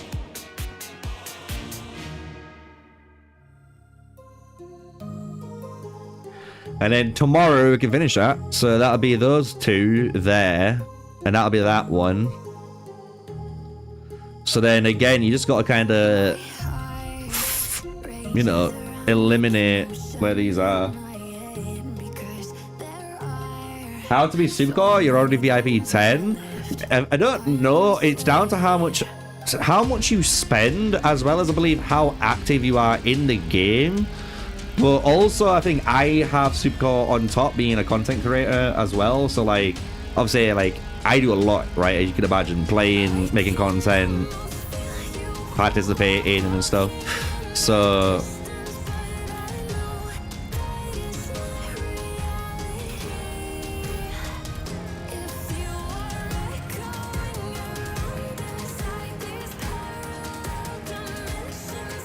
Oh, Scorn Soul in today's prep. Let's look.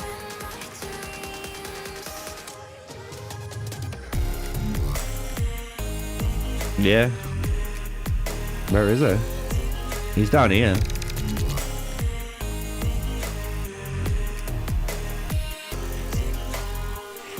I nearly took Kamani's position. Kamani would be pissed after last night's Discord, which were really fun.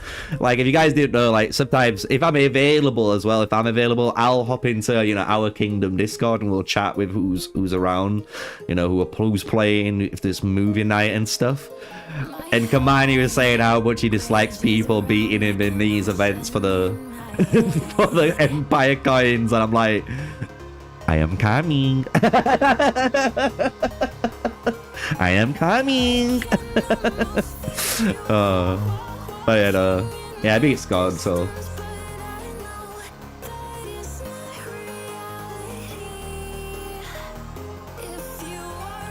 If you guys got any more questions, whack them in the chat. I'm happy to answer, you know, like I say, man.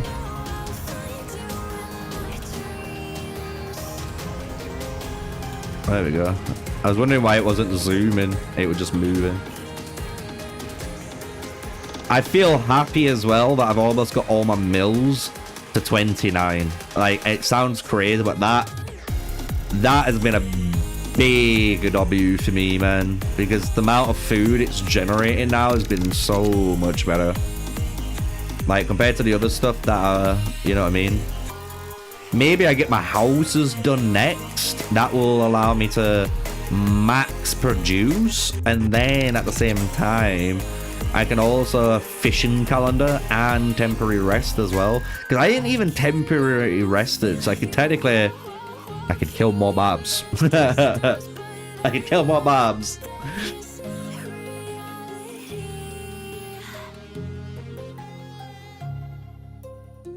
Boom, boom, boom. Man, I have to keep checking this shop.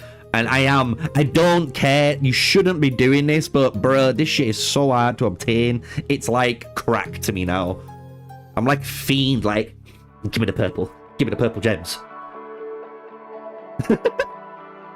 I'm being real. Like, bro, the purple magma crystals seem harder to get sometimes than the epic one. Sonic, you were first last night? Well, not anymore. Not anymore. Yeah, in the overall, I wonder what... I can't see the overall points yet.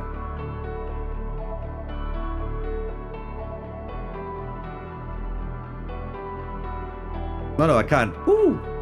There we go. Top 20! Hell yeah, boy!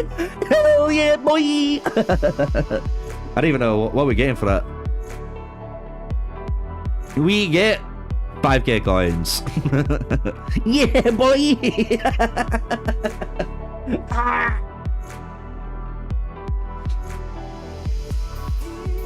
5k. Oh no, wait. That wasn't the total.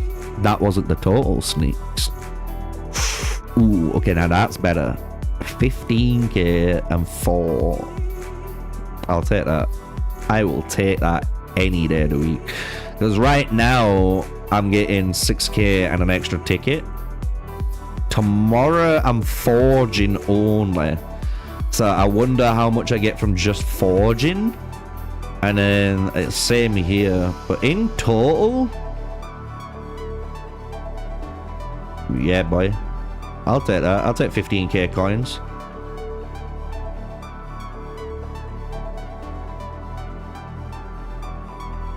Four-star Darius or 2-star Guan Yu with Lubu? Bro, 2-star Guan Yu every day of this week. Bro, do you know what? Here's the answer to that question. I am literally running. Mine's not even 3-starred yet. And I'm running him because of CI. Maybe this is when Timmer comes out. Maybe I can finally reset this, you know? And then work on Timmer. But I am... right, guys. Come on. This is a big decision here. Do I reset weak spot attack?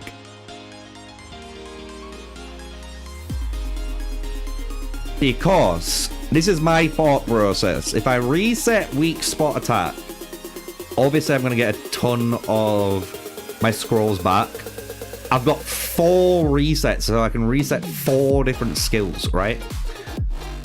When I run my Attila in Lubu or in my Mulan March, I think no matter what, I'm always going to be running Warriors Him and Critical Insight. Because he's always going to be on the 3rd slot in order to buff my Mulan as much, like, you know, with the buff of Warriors Him. And when Timur comes out, I can get Timur and put him instead of Guan Yu, and then put Rani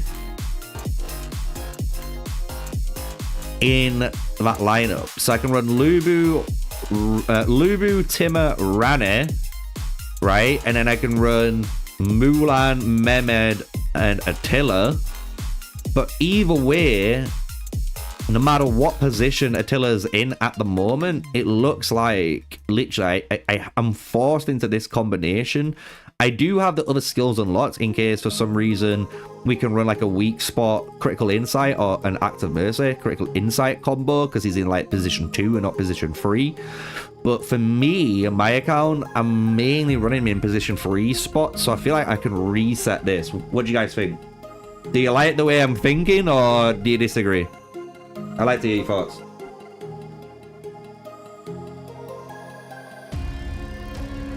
Because the why I'm running Attila in my... Why I want to run Mulan, Mehmed, and Attila is because it just feels like you get way more value out of the Attila with a Mulan. That's just a general thing. That's it. Because all it realistically feels like I'm doing here is boosting my crit. And all I'm doing is boosting that crit.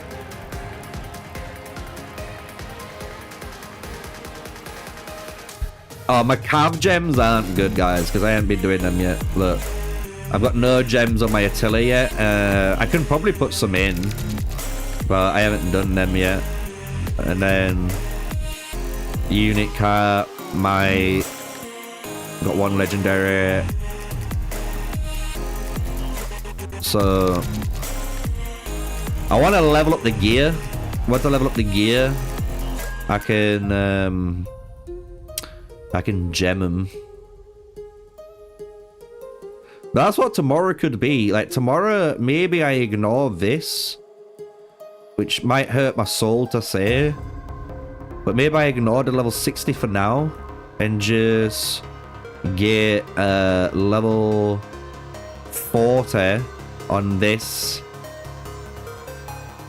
and level 40 on this, and then that means they're done. And the only thing I have to do is level 60 this gear, which is really like a really easy milestone to set myself. So maybe I do that. It's just one of them things, bro. Like, yeah, I do. I think unit capacity is better than attack up, because the more units you have, the more I don't want to like go into detail, but when you're dealing damage is calculated based upon the total amount of troops you have, and the bigger the number, the bigger the damage number is. So it is better to have that, and it scales better with troop capacity than your overall attack stat that we've noticed.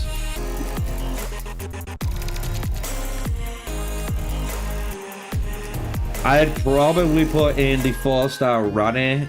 Oh, actually, no, wait, let me look. That's actually a close one, but...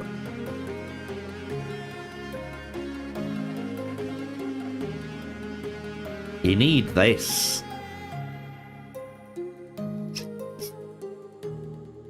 It's been a while since I've checked out our stars. Yeah, I'd run Rani. It sounds sad for you, but you've got a 3-star Rani, which is allowing your Lubu to enter the double attack state more often, and obviously the might.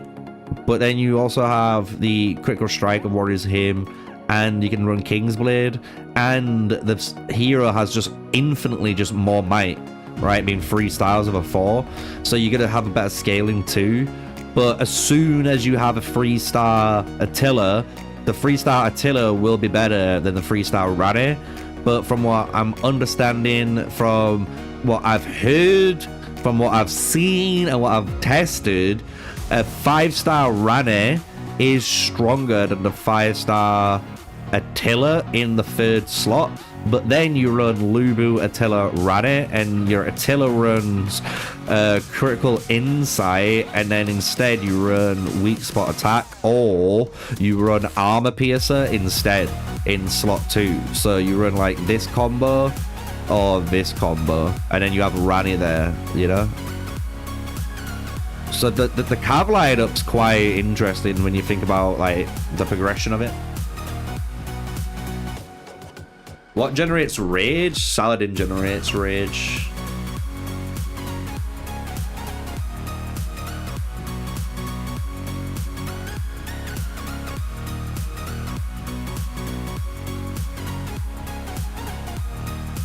You gotta think too with Attila. Let's be real. Some people might be upset me showing this, but I don't care, bro. Attila's here.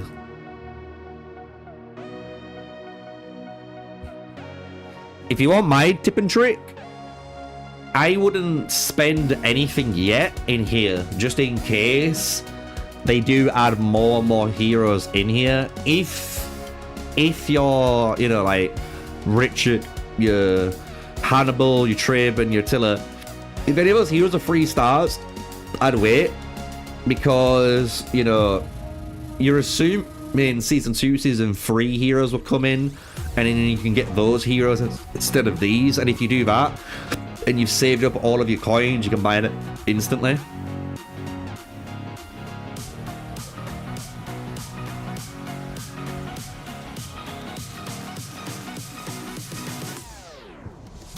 Yeah, I'm happy with my Ram Camp match. I like it, me. My Julius Caesar.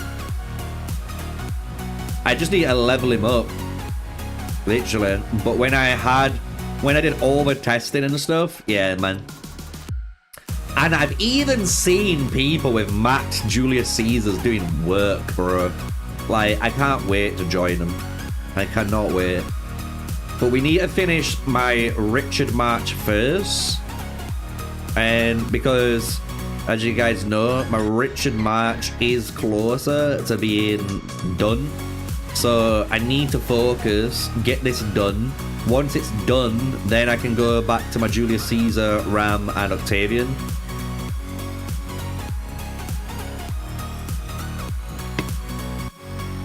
I run Julius Caesar primary. I prefer running the increase in damage route and the AoE damage. But if you want, this is what people don't realize. Julius Caesar primary is used only because you want the damage of the march. Ramcam primary is still good, but the difference is you're not the same role. So this role, Julius Caesar commander role, is the damage deal, like, and the formation behaves like that. But as soon as you put Ramcam in that slot, it just changes, right? Because you're trying to increase the damage dealt of others, and you're trying to heal them, so it becomes a support match. So, like, as a support match, it's still really good. It's not going to deal as much damage, no way, because it's not designed to do that. But it's still really good. Some people prefer to play the support role, because if you play the support role, you could be a T6 Ramcam out there, and guess what? Maybe you've got Blaine on your side. Maybe you got Caiaphas. Maybe you got Mephisto. Maybe you got Cetes, right? Maybe you got these big Krakens on your side, and your Ramcam can buff their match. But that's a decision up to you. I prefer, like I said, I prefer Julius Caesar primary. I'm a little bit more selfish. I like to deal a bit more damage in my whole match. So that's it.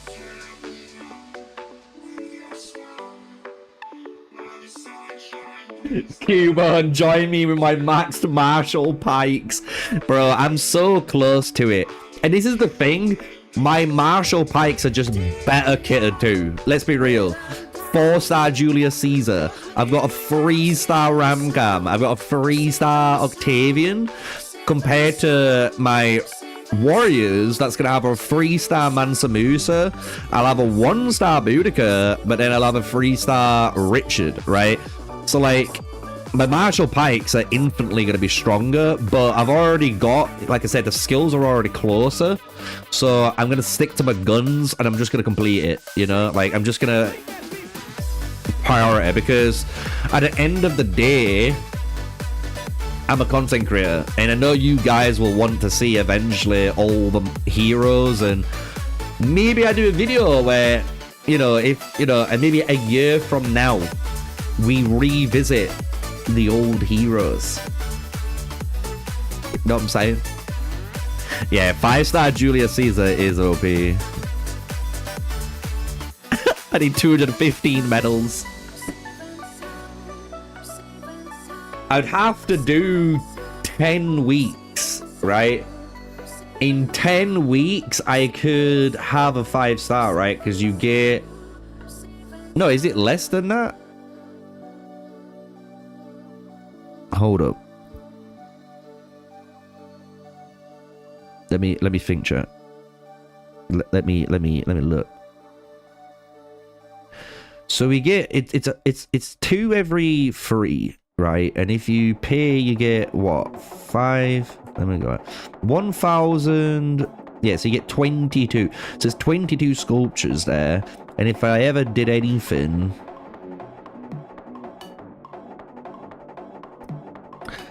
technically I would buy this every day, because it's the only one where you're getting double value. If you think about it, this is 9 and this is 800. I'm missing out on 100 coins. While this is $1, I'm getting 200. So it's like $1 for 100. You know what I mean? This is $4.49 or $4.99 for 5. So even that shows you it's like 100 per dollar. So this is the only one that's doubling up. So maybe I just buy these every day. Every day. And ignore everything else. And do the $1 grind.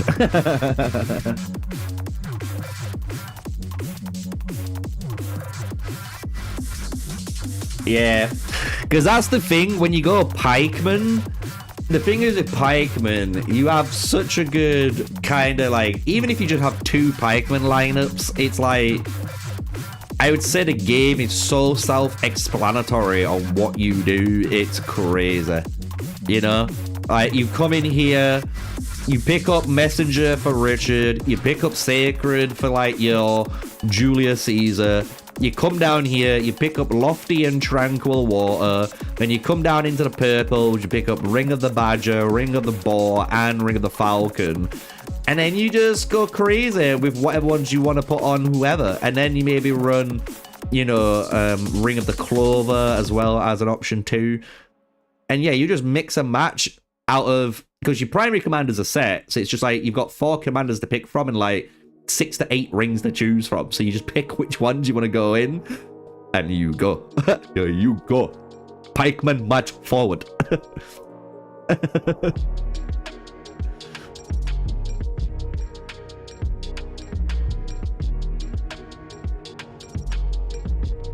This is not reset every day. Resets every week. No, yeah. The thingy. Wait, maybe. Let me look.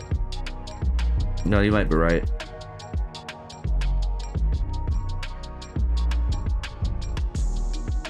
Oh yeah, I think the store here resets every week too. Actually, yeah. No, I think you're right. So I might have to do. If I have to do that, I'd have to do the $8.99 and the $0.99. Because that's 1,000 coins and a technically net positive in that, right?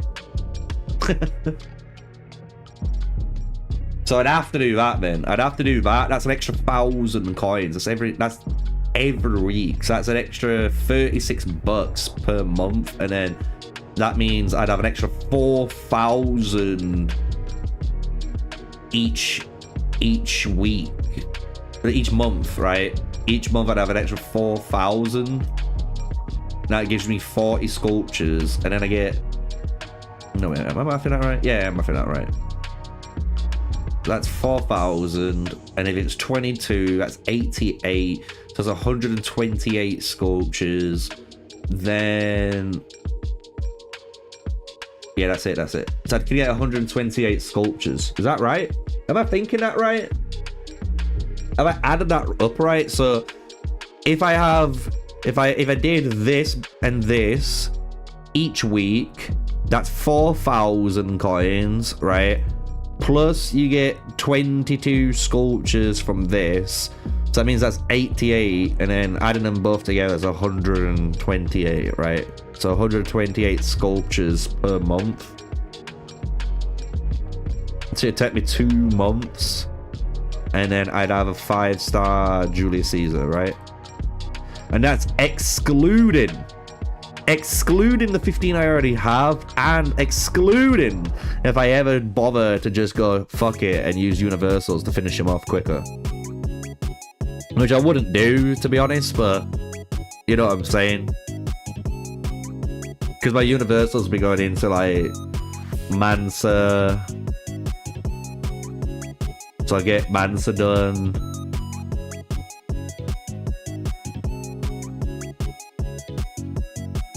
I don't really care about anyone down here at the minute. Maybe Saladin, but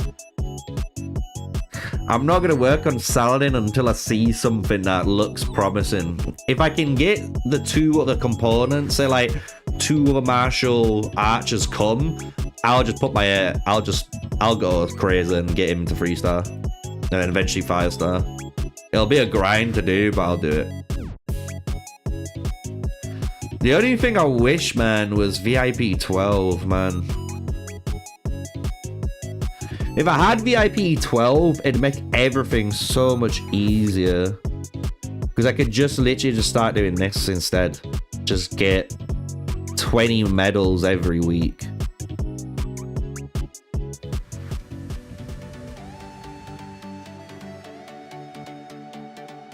It is what it is. My martial pikes always focus might, and then if I cannot progress into the next tree without putting any other points, then I put armor in.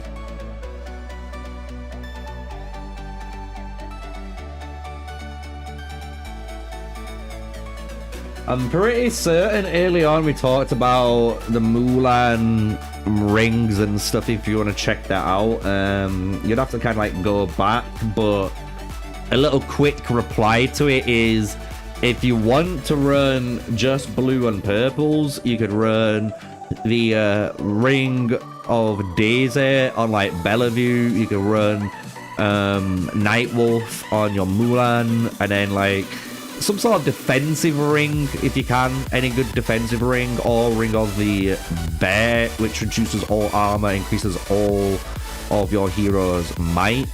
You can run that ring too on Mehmed or Attila, depends on what you want to run on that third one.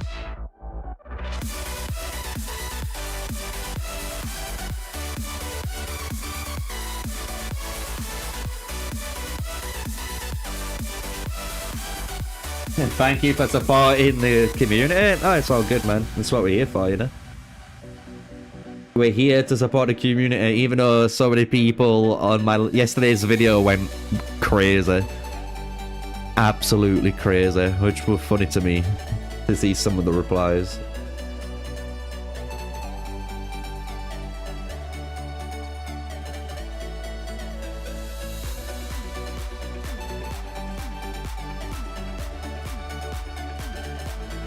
I'm just double checking because I see a lot of you guys have been typing in my in the Discord. If you want, if you're not joined it, by the way, I'll post it for you guys.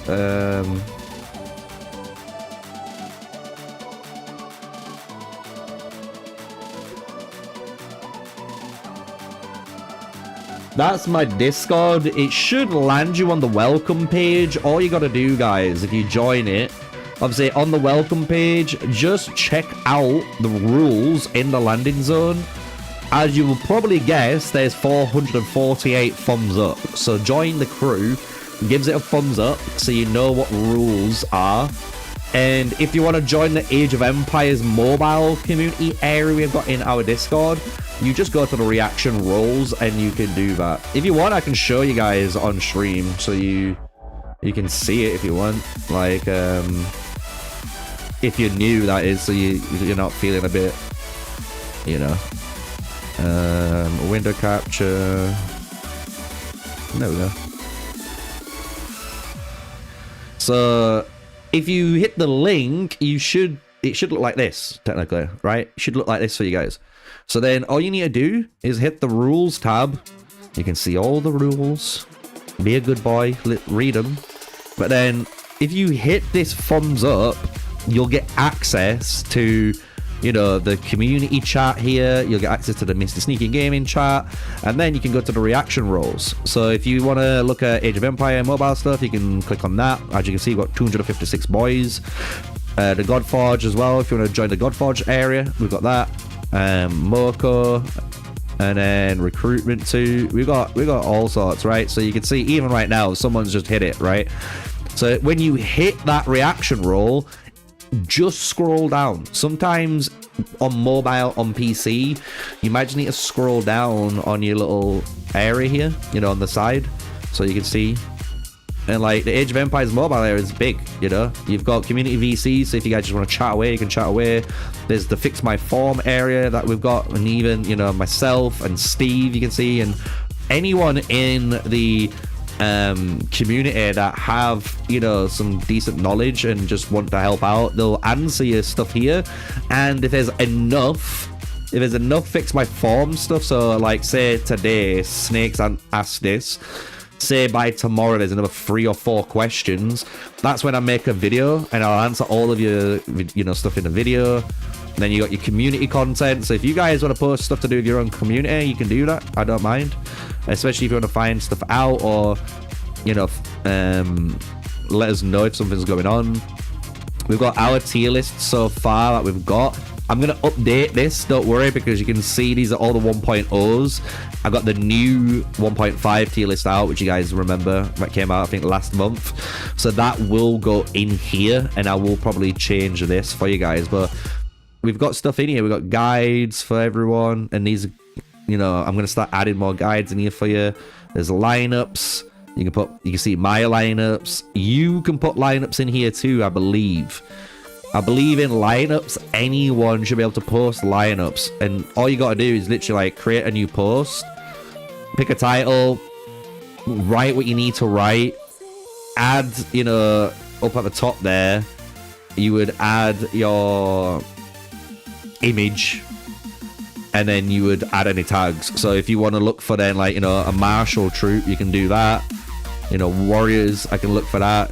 You know what I mean? Tactician, we can look for that. So you can see, like, we are trying to provide a really good format. It's just, I need to start pumping time into here. It's just, you know, I'm a busy guy. I am a very busy guy. So it does, you know, take a lot. Let's just say that. And we're debating one day just to, you know, stream myself making some of it and just do that. But I don't know how much people would like watching that. Right, let's use the rest of this currency, and then we can finish up. Max level.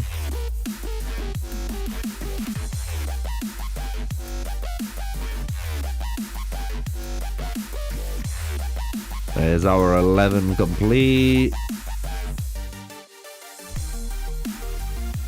Do I get both of these? No. Maybe I'll grab this if I get more, but I'm not paying 600 for that. I can literally just get, you know what I mean? I could pay for 1.2k, or I could get 1200 forging. I'd rather get 1200 forging, or even meteorite, because then I can forge it.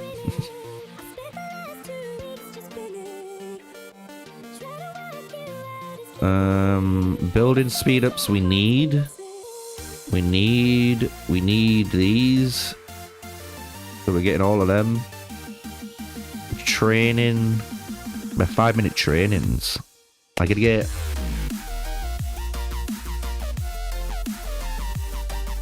It's a lot of training. You know what? Oh, that's so hard. I want to get both. I don't think we need the XP. Actually, no, we do need the XP for the future heroes, right? Because I don't think I want this. I'm gonna be real. Look, I think this is the story for everyone. Maybe I'm wrong, but I feel like this is the story for everyone right now. Let's be real. I'm on 120 of these mother lickers.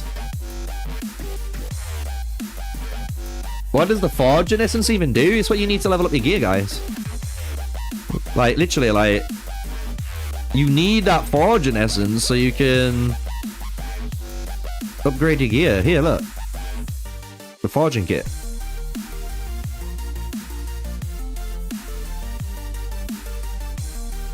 So... and that 500, look, think about it this way, right? My Lubu. It's costing my Lubu 480 just to go up to level 48.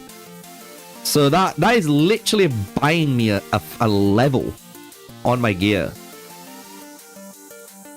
Like, I don't think people realize that, like, forging essence and getting gear upgraded is massive. Absolutely massive.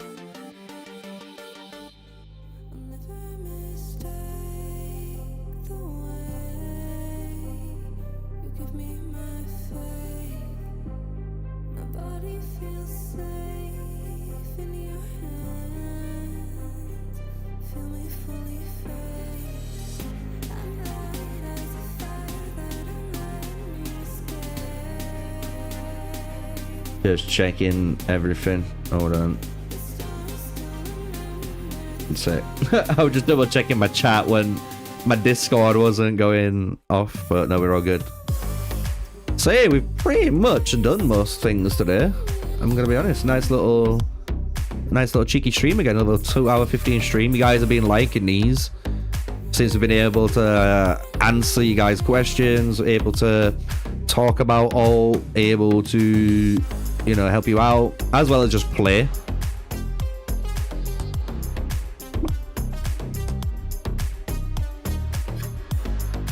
And then we've also done today, as you guys will know, our good old mightiest empire so far. So just to give you guys an update, you know, stage 1 we didn't do too well, 149 ranking, but then stage 2 we popped off and did rank 17, and then right now we're rank 8. This will change, you know what I mean? I'm assuming we're gonna get overtaken at some point, especially if you look at the rankings on it. Yummy pusher, yummy pusher's coming for you, Kamani. And I can see Soul here now. Sonic, are you pushing? Are you pushing? Because you were down here. I remember her being down here earlier in the stream. There's no shot you've been silently grinding away. And we caught her like trying to sneak past. You can't sneak past me, dude. Eyes on you. You know, my eyes are on you. I wish the recycling store was a little bit better too. I'm trying to think what else.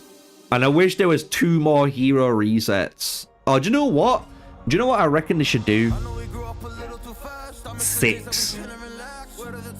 6 hero resets make sense. And hear me out.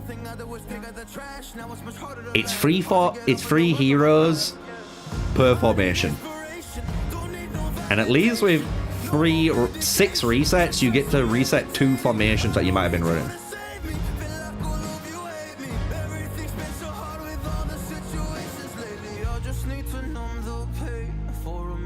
I've already suggested the rings on Mulan, Bellevue, and Rane. I literally just did that not even 10 minutes ago.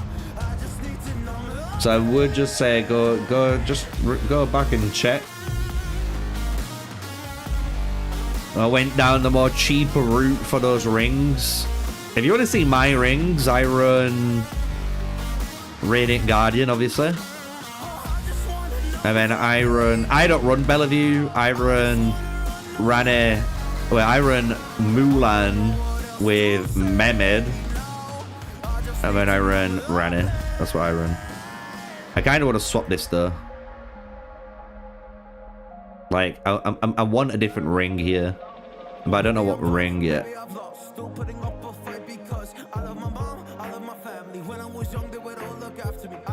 But I could just swap her for Attila as soon as Timur comes out, so I'm not really stressing about it.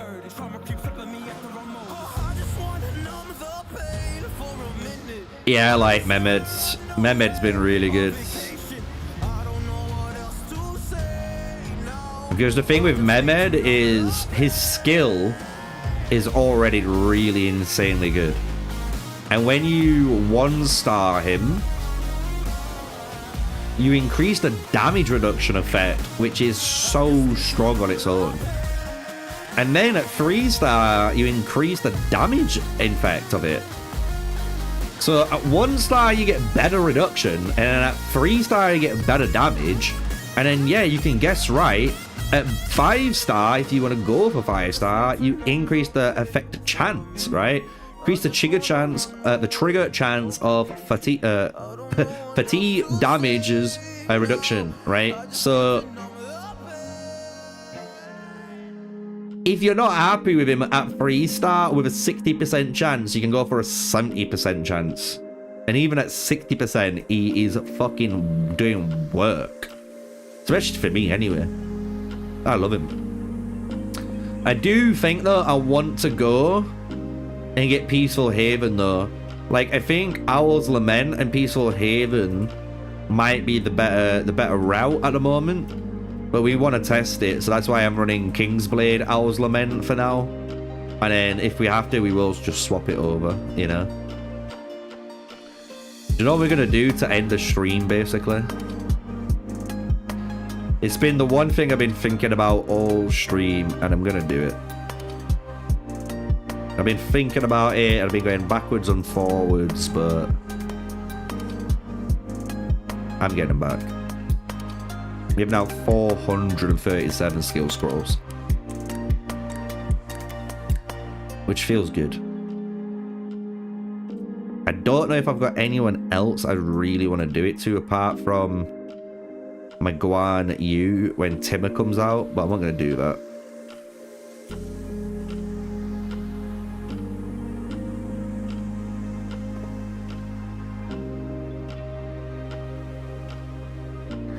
Yeah, you still want some healing. Some people don't realize this. You still want some sort of recovery or some sort of survivability built onto the march, because when you go against when you go against the same person, so say you had someone fighting you, everything was the exact same, but for argument's sake, you ran Tranquil Water or Lofty Mountain, right? You ran one of the 1.6k survivability rings. You're gonna beat them, right? You're just gonna beat them because you are just literally reducing the amount of burst that they're doing. So when your burst comes through, it's at full percent. Like you just beat them. It's not even close. We even saw that with Lubu. Like if you ran a Lubu march with his normal rings, and then you ran a Lubu march with an Attila with Tranquil Water, that Lubu with Tranquil Water always wins. Always. So Peaceful Haven is massive because when you heal, right? So if we go to Mehmed,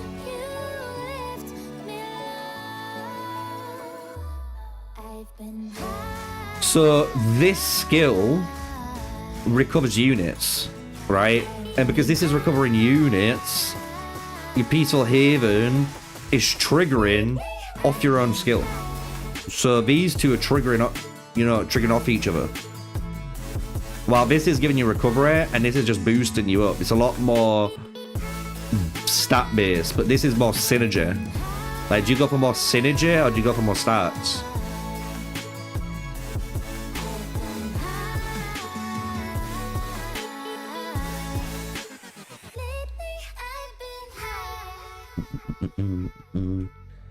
How's Mehmed for swords? Me attribute Mehmed. I have not, I'm gonna be real, I have not tried infantry. And this might upset a lot of you guys, but infantry really doesn't excite me in this game. Like, Miyamoto's cool. You know what I mean? Cool hero. But for some reason, infantry doesn't, you know, like, get me out of bed in the morning. Mulan gets me out of the bed in the morning. Luwu gets me out of the bed in the morning. My Caesar definitely gets me out of bed in the morning. You know what I'm saying? Like, even though we don't have him, but Cyrus, when he comes out, definitely going to be waking up. Can't be late on for him. He's going to hurt, bro. And so, like, infantry, I just don't feel like are as exciting. That's me, you know. Some people are infantry mains that like infantry. That's cool. But I am an archer main. Archer and maybe like pikeman, as you can probably see.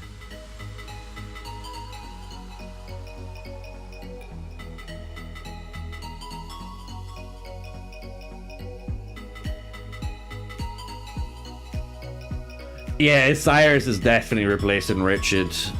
Definitely. Cyrus looks so goddamn good. So fucking good. Like, oh my. There's a world you can run double warrior pike. You know what I'm saying? That's all I'm going with. One of your primary run messenger, one of your other primaries run badger and a boar, and then yeah. Yeah, my infantry and pikemen get me all hot and bothered. Yeah, my infantry, I just don't know what it is. I think it's just because their damage is through active skills. It just seems a little bit boring. You know what I mean? I'm not saying they're bad at all. You know what I mean? I'm not saying they're bad. I just don't like the way they deal damage. I think that's the way. Like, I like the fact that these secondary strike heroes have a condition, and like even turn-based heroes, I like the uniqueness of turn-based skills, and like the passives being conditional based as well through counter-attack. Like, I like that. But the active ones are a bit of literally like a roll the dice. And some people like rolling the dice, don't get me wrong. You know what I mean? People like playing, you know, Warhammer. Like, Steve's a Warhammer guy, he'll tell you guys, you know. So, like, you like rolling dice and rolling the odds all the time and see if you hit the chances. I get it. And even she probably does fulfill that love, you know.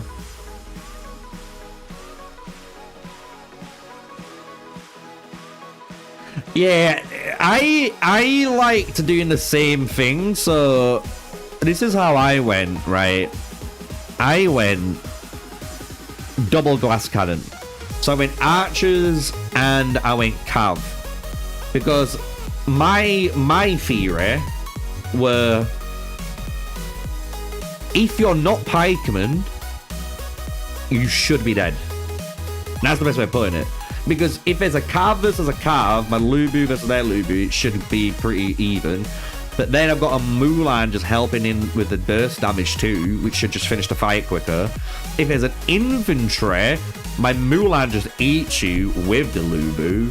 And then if there's an archer, well, my Mulan again trades neutral to the archer, and then my Lubu eats you up.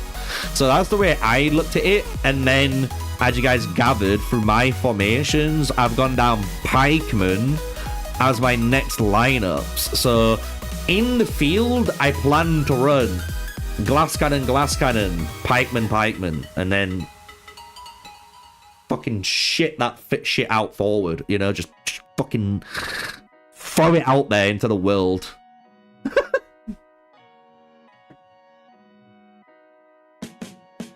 I think without Ramcam, it's still worth it, yeah, because you can run Julius Caesar, Octavian, and Tamiris, which does seem pretty good still. Especially if you just want to go super safe on Tamiris and just run Tenacity, Peaceful Haven. If you run that on her, she is literally telling everyone, I'm not taking any damage, I'm healing everyone, and on top of this, I am boosting my Julius Caesar and Octavian because they're going to be dealing the damage. You know what I mean? So, like, you can definitely do that. I think she is better than Bushra. Like, some people might like Bushra. I've seen someone run Ram. Someone was saying Ram, Bushra, Tamiris, and that match just fought forever. Like, it didn't die, and it didn't deal any damage. It's just there, you know. But I do think Tamiris is a better upgrade on Bushra because the sole factor is from our testing and from my just conclusion on Bushra, maybe I reset her too, to be fair. Her disarm effect is really good if you hit it. And it's just as easy as that. If you hit it. And the sad truth is, it feels like the disarm doesn't trigger on the right turn. Because you want to make sure it's triggered during like Lubu's big crit skill. Because if it is, you win. If it's not, well, he's still going to hit you like an absolute truck, and this hasn't helped anyone. Because if you disarm the Guan Yu or you disarm the Attila, it really doesn't seem to affect much of the outcome. That's what we see. So, like, to me, like, Tamiris is definitely a better upgrade than Bushra. So you could definitely run Julius Caesar, Octavian, and Tamiris, or, you know, you run Julius Caesar, Tamiris, Octavian. Like, you run it in some sort of formation, but it's definitely those three without Ramcam. No, we haven't been able to test on the Pioneer test server the new Tamiris champ, because on the Pioneer server we didn't get access to him.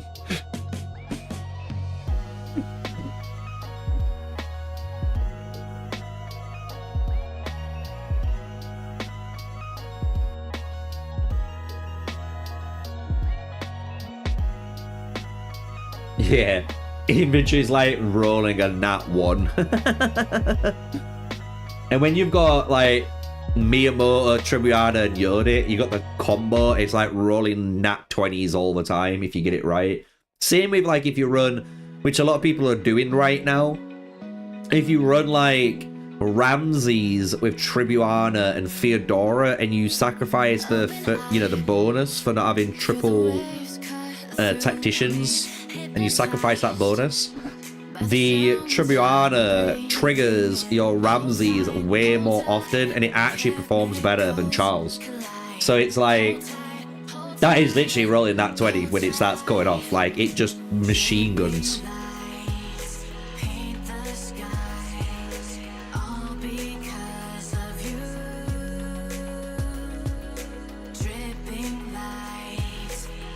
I'm just looking and seeing if there's anything on the Discord I need to check out. There isn't, which is good.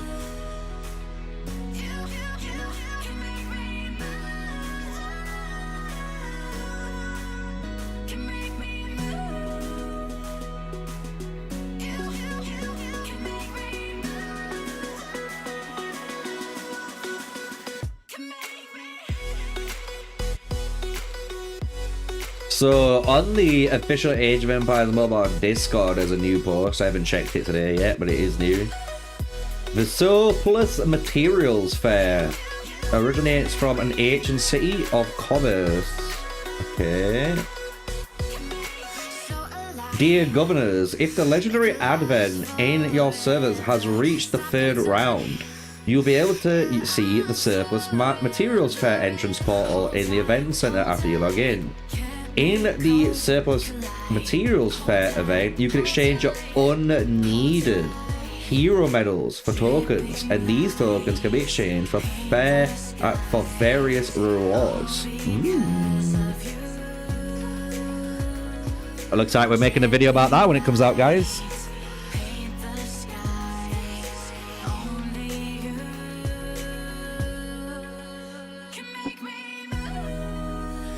Which tactician formation? If you talk about tactician archers, aka Suleiman, I will say that match is fucking useless. I don't care. That match is useless. But if it's like tactician like Hannibal, tactician like Belisarius and Elizabeth, then no, mate. Like, and even Ramses in the right lineup, definitely not. They've got their place, and they definitely do work, but like compared to like Suleiman that has a meta but doesn't do any work on top, like it's just, yeah, nah, man. Like Suleiman's dog shit. Yeah, Tactic Sun Tzu was really good, AC. When we did some Sun Tzu with Charlemagne and Theodora, and then even with like Charlemagne and even Philip, which was very surprising, did quite good as well, because you're just basically increasing the consistency. And this is what I want people to test. I wanted people to test now Ramses, Tribuana, and Philip, because it sounds a bit crazy, but Phillips makes the target take more strategy damage taken, and if you are machine gunning people with your Tribuana and Ramses combo, well, it could be kind of filthy. I don't know if it's gonna survive long enough, but it would be something that's quite, you know, like, it's actually interesting to talk about and theory craft around. But I will put this up for you guys so you guys can see what we're talking about. There you go. So you guys haven't seen, this is what I was just reading. So it looks like after the third wheel, so after the third rotation, you're gonna get a brand new event. And say like you didn't need certain hero medals for heroes, you could exchange them for the rewards. What are the rewards? We do not know, but it's on its way. Age of Empires Mobile Surplus Materials Fair, and check it out. The event becomes available every 4 weeks for 7 days, and it isn't a permanent event, so don't miss out on it. So it's gonna rotate every 4 weeks. I'm just like, that's what it reads to me. So it's like, if you don't use your attempts in that 7 days, you might miss out. It's not bad for people, to be fair. I could use it. I could use it on certain heroes, like, depending on how it works, that is, right? I could use this on, if you come in, go all the way down. So, like, I could use the fit on, like, Suleiman, get these unneeded ones back. I could do it on maybe Hannibal, because I don't have a shocker. So I could do Hannibal. But obviously some people might say, but Sneaks, you've got Hannibal 2-star, bro. You could go for the 3-star. You could, you know, get Belisarius that's on his way. And if you really want to be a big dick, you could just do the daily special and switch to Justinian. Yeah? So there is that, but I don't know if I want to do that. Thank you very much.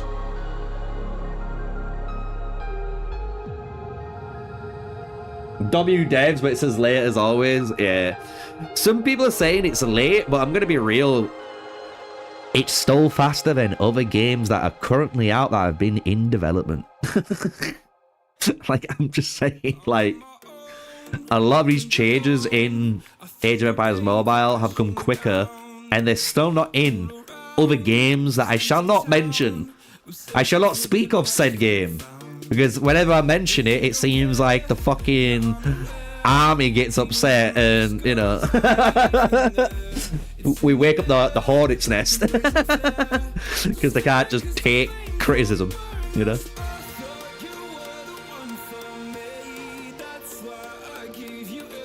Yeah, I hope they make this migration land, bro. Migration's gonna be so good. So good. If you guys are wondering, next week I'm thinking of putting out, content-wise, I am thinking of putting out more of the testing and theory crafting videos. Since obviously this week we've had a lot of the new stuff out, so, you know, that's kind of taken precedent. But I do want to showcase, like, what we found out about tenacity, what we found about using Mansa primary and stuff, like.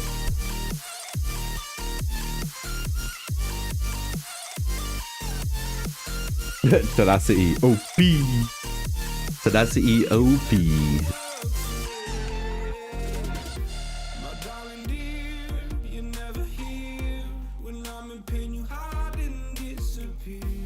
Sick. So, I'm just thinking, is that going to be it for today's stream?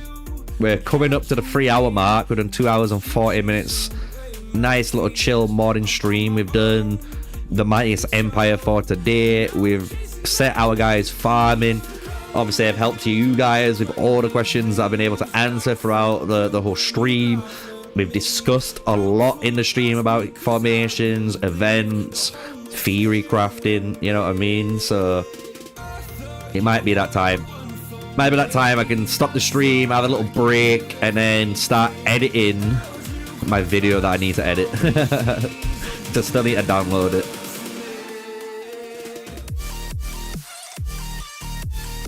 Because that video is going to be for Friday. And like I say, Friday's video I'm really, really excited about.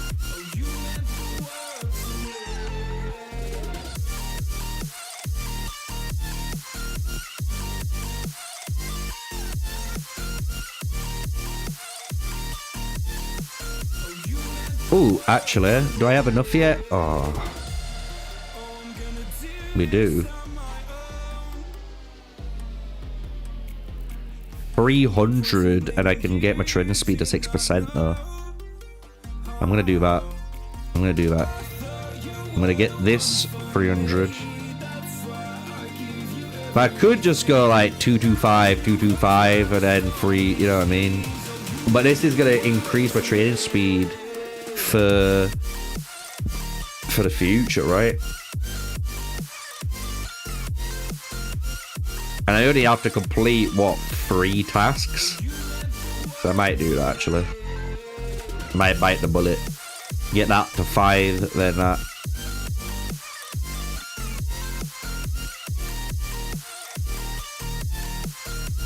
Why focus on the eco side? Because people don't realize, like, dude, this is 30% production speed.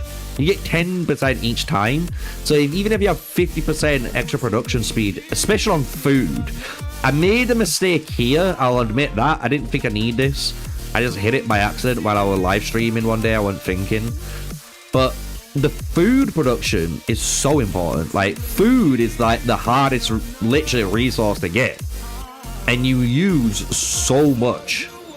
So, like, my food, like, output now, when you look, where is it?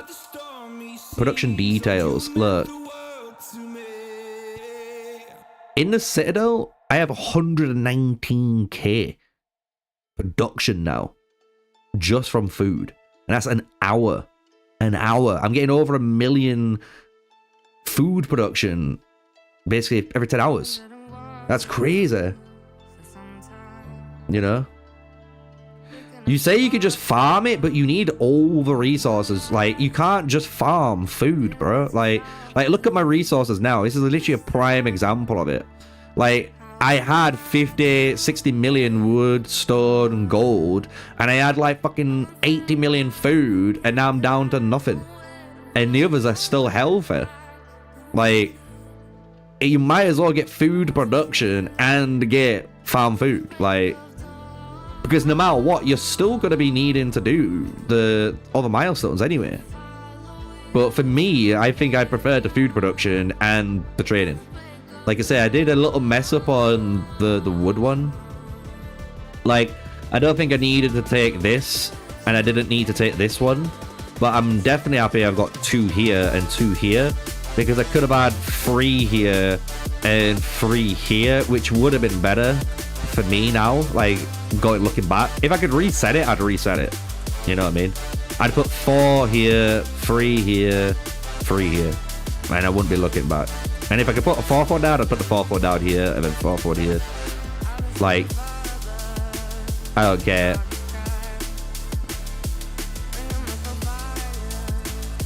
Yeah. I've only just got to remember as well, Steve, I've only just hit 22, man. So now I'm feeling happy about, you know, getting all these done too. So we're playing catch up. But that's the thing. A lot of you guys don't realize, you know, like, even though I play the game and this is like my job, the amount of time it takes to, you know, record videos, the amount of time it takes to edit the video, the time it takes to make the thumbnail, to do the tags, to do the description, to set the timer, to add the subtitles to that video. So German, French, English, Spanish, Turkish, Indonesian, Korean, Chinese, Japanese, all of you can watch it with subtitles. Like, it all adds time up, and all that does take away from the game. People don't realize that, literally. So it's one of them. I do wish I was a little bit more active over the last few months, but since stopping, honestly, playing Call of Dragons, I've been progressing leaps and bounds more now, because I'm not dividing my attention either for all the different content that I'm covering. So give me your details. No. No. I couldn't care about anyone. I wouldn't even give my mother my details. Only trust yourself and yourself only when it comes to your account. We got Panda here, ready to rumble. 7.4 million power. Unless this is a farm account, I don't think I'm going to be accepting that on stream. Sonic would be like, what the fuck are you doing, bro? Or Soundwave. Soundwave, if he was watching, he'd be like, bruh. Look, there you go. There's Steve. There you go, guys. There's a distance between us. The moderator in chat. Hard to reach out. Haven't seen you in seasons. But all I hear is your voice. Who is that handsome fella? I don't know, dude. Your ship's got scratches on, bro. Your ship's got scratches compared to my ship. You know what I mean? My ship's all good. That's what I could do, which would tilt people. Is like, if I went for the skin, if I got this skin, and I can say to people, well, look, mine's the real thing, and you've just got the knockoff. You know what I'm saying? You know what I'm saying?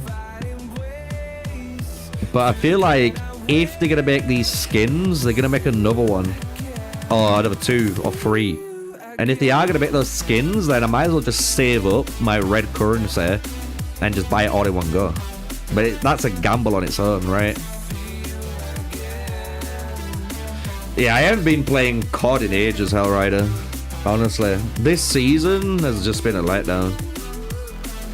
And I'm not the only one to think that. Like, me and Guns have been talking about it. Like, he's all right because he's been in TFS, and I've been watching the TFS fights. They've been looking really good. But in the pay to win season, it was boring because, like, the FSK guys just didn't really want to fight like we wanted to fight. It was like 1, maybe 2 big battles in a day, and it was done. And then even then, like, season 3 for Call of Dragons, to me, it seemed so promising, and then you landed into it and it just was fucking shit. I'm gonna be real.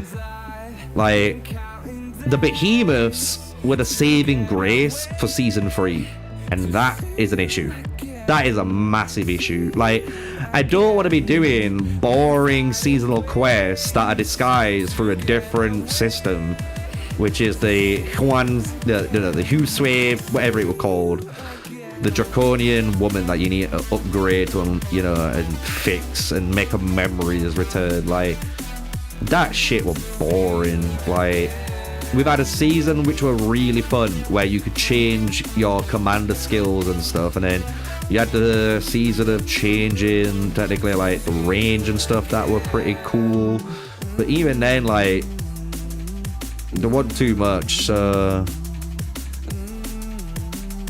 yeah, I can imagine if you're in BDO and stuff, like, Call of Dragons is a little bit different because you're going to be fighting a lot more. But even then, to me, like, the fighting in COD is just, it sounds weird, but it's too fucking costly, man. Like, in this game, I am way further in this game than I am in Call of Dragons. And I put less money in this game than I have in Call of Dragons. And my account feels way better in this game than it does in Call of Dragons. Because, like, Call of Dragons, you push the T5, you get your T5, then you're like, okay, I'm gonna actually do some damage. Then you realize, wait, you don't deal that much damage because you're still rocking like level 1 artifacts, maybe level 2 artifacts tops. And even if you're running a level 5 artifact, it's like a Shadow Blades with 5% buff compared to the 7.5% buffs with additional bonuses on top that give you even more stats. Like, it's not even close. And then you got the wall pets that's even more expensive. Like, yeah, no, I'm good. And yeah, as you said, now they're enhancing level 5 artifacts.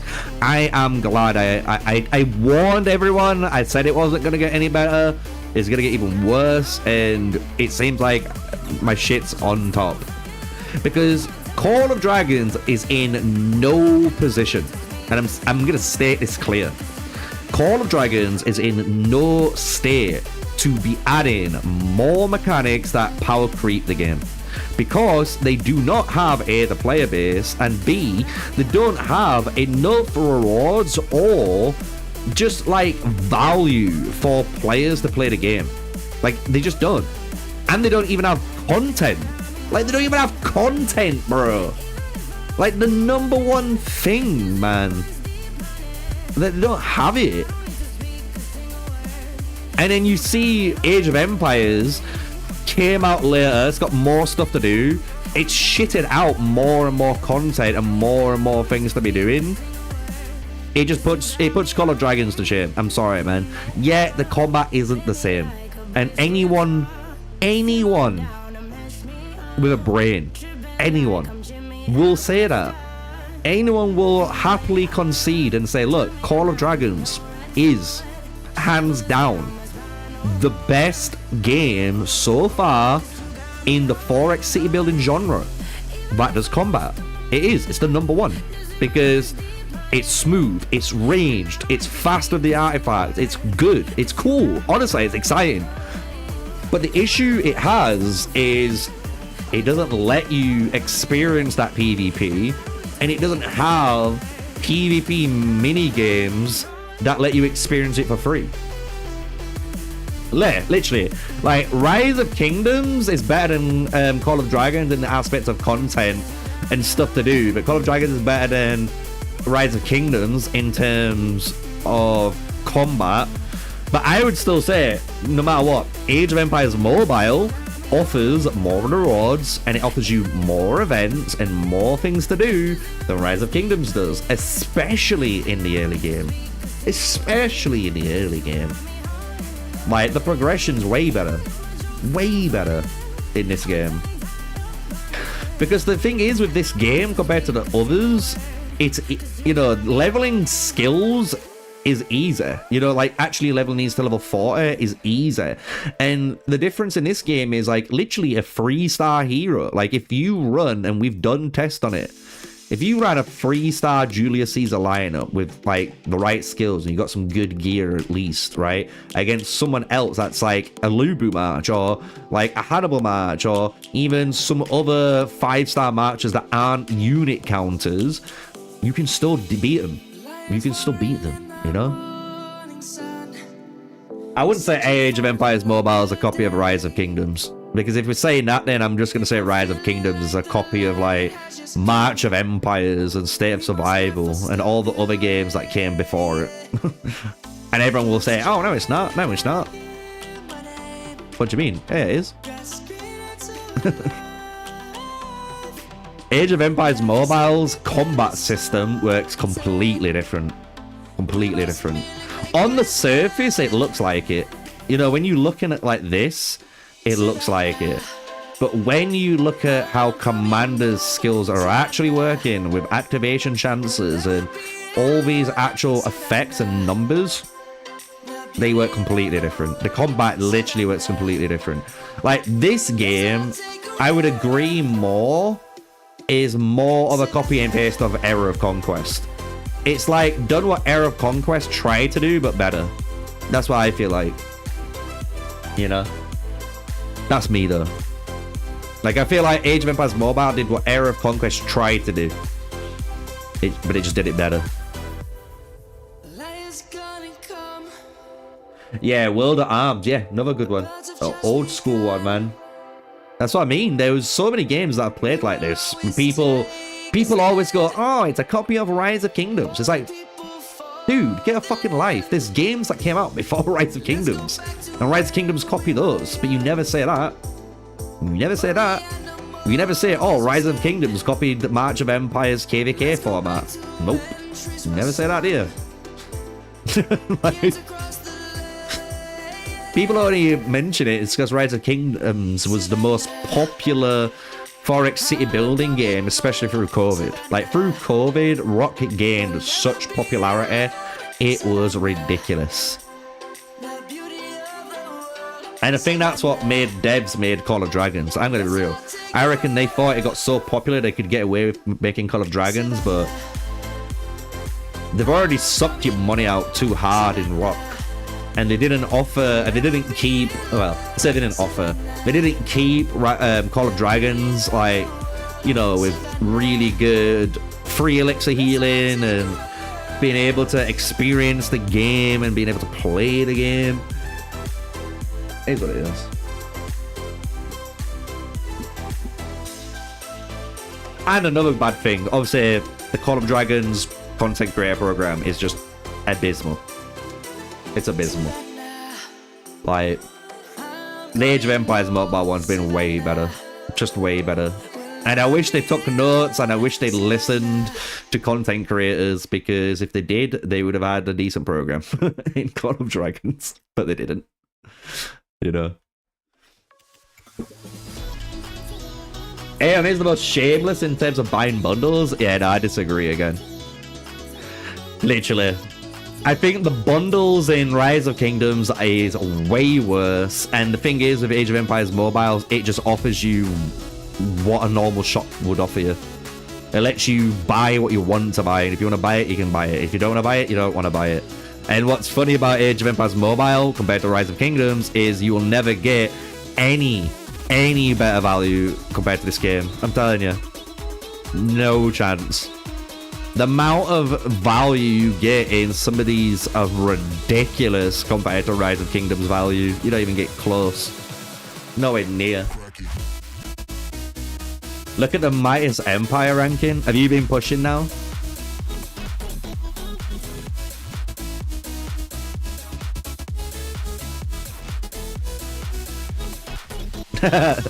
Fucking Steve. Fucking Steve. Don't you worry, son. We're getting our stamina back.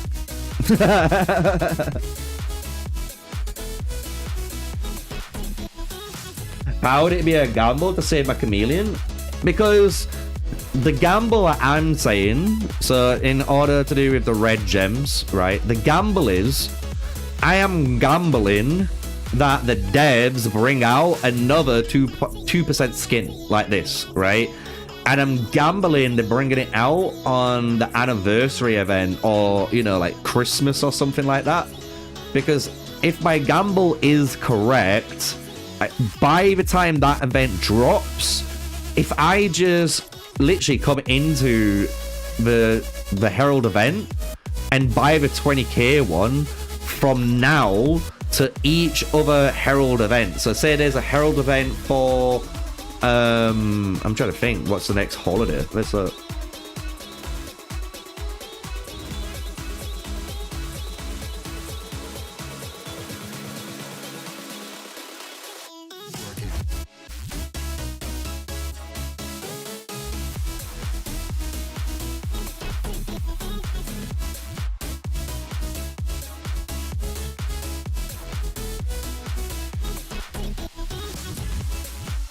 Bear with me, I want this. This is an important one. Right, so argument's sake, say like on, even though it wouldn't, but like the 28th, right? The 28th of April, it's St. George's Day in England, right? So for argument's sake, let's just say on the 28th of April, we had a St. George Herald's event. If I just bought the 20k Empire coins in that event, and then say like the next 4 weeks or the next month, I got, you know what I mean, like another one of those events, and another one and another one. As I kept doing that, I'm hoping when this event comes, I can go to the exchange store and I can basically buy the skin for 2100 like here. But I'd also have saved up enough red to get, you know, the nameplate, the title, the chat bubble, the frame, you know what I mean? That's the gamble. It's like, are you gonna grind long enough in order to get those, or should I just be safe and get this? Because it's literally 300 away, you know?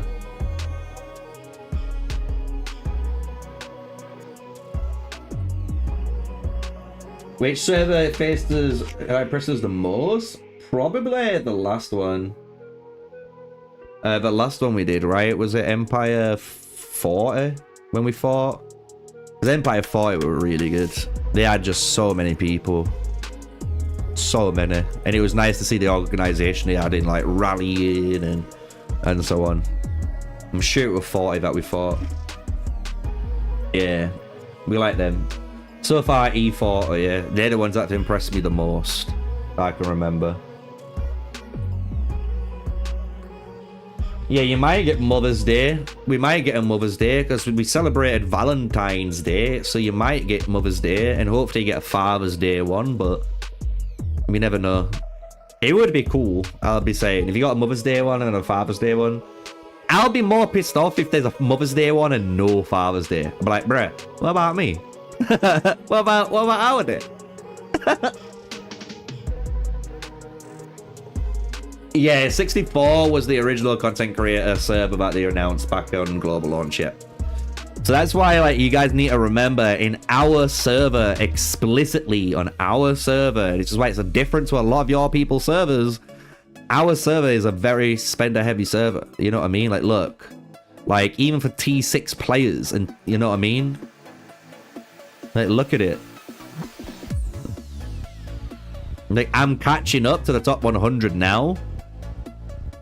And I'm about 25 million. So that's when I healed up my troops.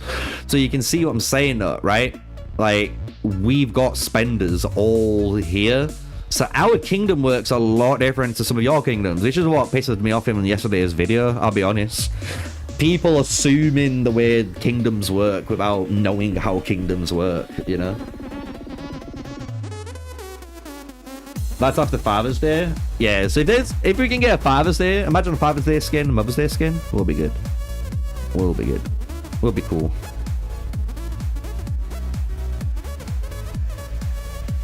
S3, so the current season, so our season MGE is Ramses and Theodora. So I don't know if it's up yet. Yeah, it's not up yet, unfortunately. But yeah, our mightiest governor, it's Ramses and Theodora.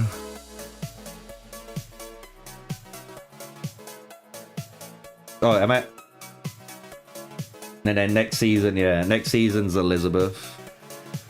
Season 1 is Shocker. Season 2, Ramcam. Season 3, Ramses. Season 4, it's Elizabeth. Still losing MME. We're not losing. We're winning.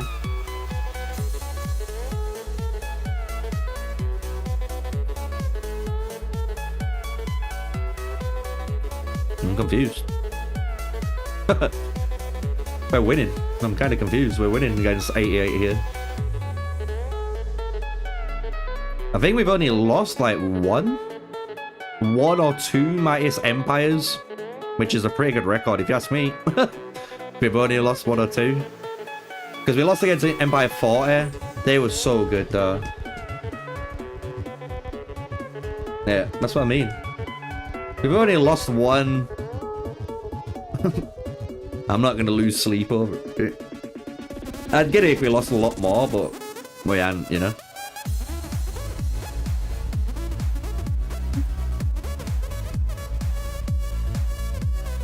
Did you see that, guys? My broski. Me broski. Blino. We finally got to add each other because they fixed the friendly system. So that was cool.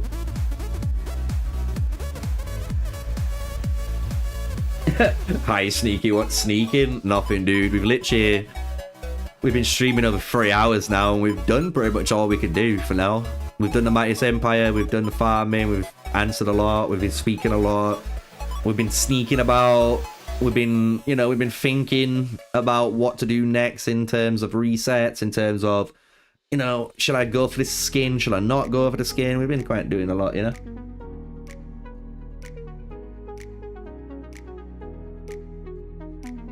Sun Tzu's a lot better than martial infantry, but like Sun Tzu, you want like Sun Tzu and like Charles with Theodora. It's just like you just gotta wait for that hero, really. Or you can run Sun Tzu, Charles, Philip. That's still fine if you don't have Theodora. Where the coins went? They went into our wheel. We did it in the live stream.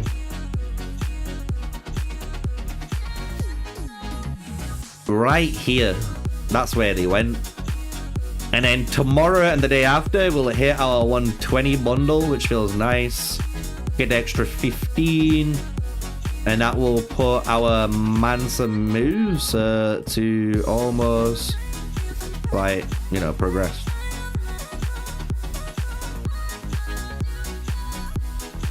So I get them 15, it turns into 2-star, and I just gotta work on the 3-star over time, which isn't too hard to do.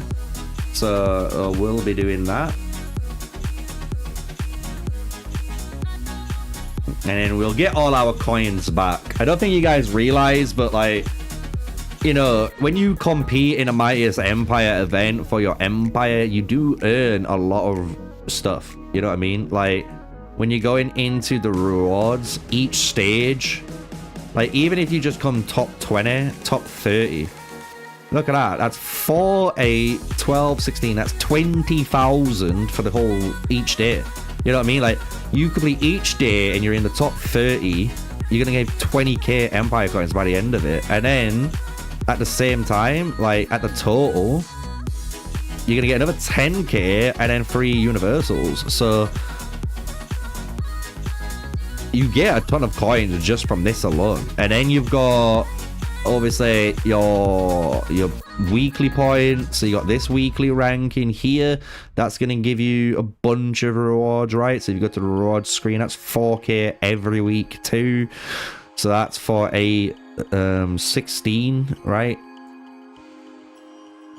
16k each month from that alone. Like, you get empire coins. I'm not bothered about them. Today you got your 5-star Mehmet. Jeez! Congratulations. I bet he's going to be doing work now. With that 70% chance, right? Yeah, that's the only thing really different between mine and yours now. We got the 3-star Mehmet. If we go for the 5-star, all it's going to do is increase this 60 to 70, right? Yeah, we haven't been able to look into it yet, guys. That's the one question a lot of you have been asking about. And if we had literally 1 extra day or 2 extra days of the test server, we would have figured that out. But we're going to do that next test server whenever it comes around. We will do like 5-star Mehmet testing or 3-star Mehmet testing, but with infantry. Because a lot of you guys want to know the infantry stuff, and we didn't get enough time. Because as you guys know, when Steve got the code to do the, you know, the testing with me, it was literally like 2 days, and then they shut it down. And we're like, nice, thank you for letting us know, you know? Thank you for warning us.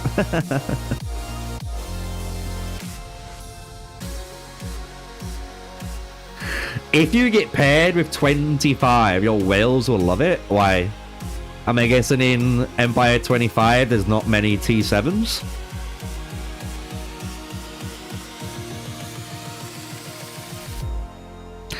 Yeah, I do think Tamiris is better than Bushra. It's just unfortunate that, you know, Bushra's disarm just doesn't do enough. It just doesn't give enough value. You know what I mean? That's the only thing with Bushra. Like, if the disarm did better value, yeah, man. Oh, it's a Taz? Oh, yeah, whatever. I'm gonna be real. We've done stuff like that, man. We've played games with when we've fought Nephisto and stuff like that, man. It'll be funny because she'll try and do it, right? And when she goes to swarm, we'll just send out like 10 siege machines and she will just be forced teleported away. So what's she gonna do? Walk 3 hours to zero you? She's actually a really nice girl. She'll be upset then. She'll be upset when, you know, we force teleport her castle away and just walk 3 hours to zero someone. That's what all we do. We've got a pretty good job at doing that. Like, we've got a really good team of people that just like, yo, we need to teleport this castle out, and boom. Yeah.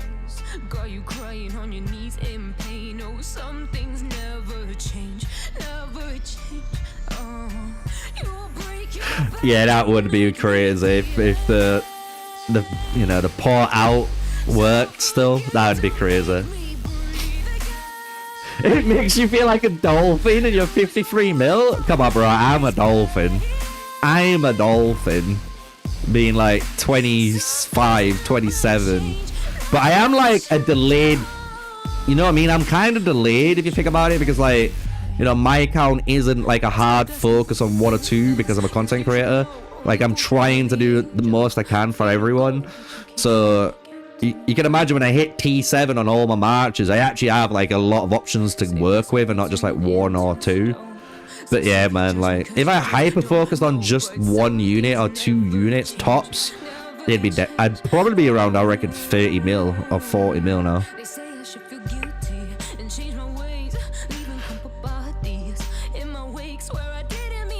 But yeah, I reckon if you're like 53 mil, you're just like a whale. You know what I mean? If you're like 50 to 100 mil, you're just a whale.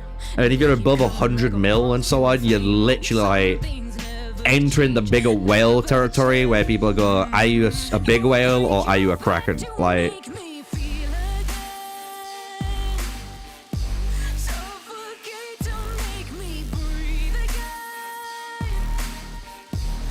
yeah. Activity is really important. You are right. Activity matters. That's what Empire 40 showed. Literally, like, Empire 40 showed how active they were. They were so good to watch. And they had all of their teams doing what the teams were, you know, meant to do. You know what I mean? You could tell. Like, they were just bam, bam, bam, grouped up properly. Megalodon, 500 million. Yeah, that's about right. I believe that. We could be a little bit more conservative. Should we just say, if you're 50 mil or above, you're a whale, especially from global. If you're below that, you're most likely like a dolphin or just like a little, you know, little Nemo fish in the sea.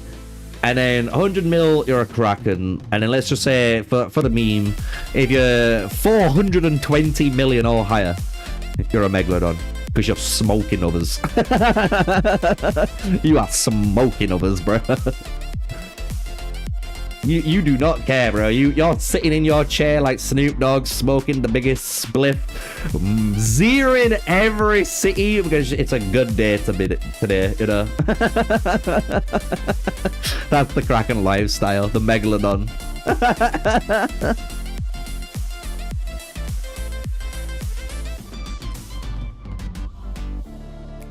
Well, I think, guys, then, since we're at the 3 hour and 15 mark, we're gonna, I guess we can hang it up, right? I don't know.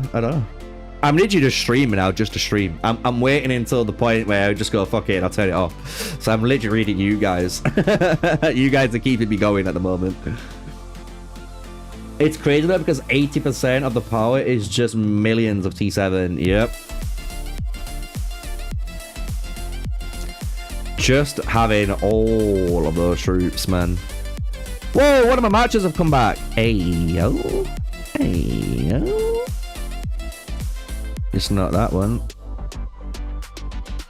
Oh, it's going to be the one that had the short one in it. Please. Yes. Yes. Let's get the let's get the meteorite.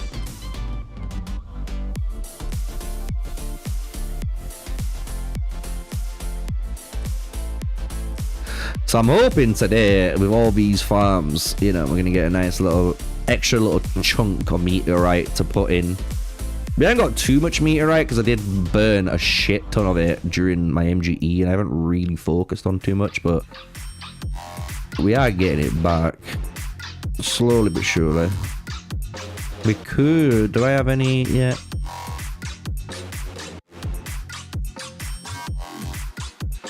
I do. I do. Kill like orange soda. Who likes orange soda? Kill likes orange soda. I do. What a legendary show, man. What a legendary show. They don't make it like that anymore, do they, guys? Come on. We do not make TV shows like they do anymore, like they used to. The episode on Keenan and Kel when he wins the lottery. Oh my lord. That is one of the funniest things I've ever seen in my life. DGX is my alliance. We're doing solid. Got Ramsey's top in MGE. Nice. And we got our server first alpha. Nice. If you're a tuna fish like me, just focus on Lubu March and target archers and hide in trees. It's not wrong. Hey, tunas are pretty big. People don't realize that a tuna fish is a big fish, bro. Like, that is some big fish, a good tuna, you know? So, like, let's just say like a salmon, you know? Like a nice little salmon.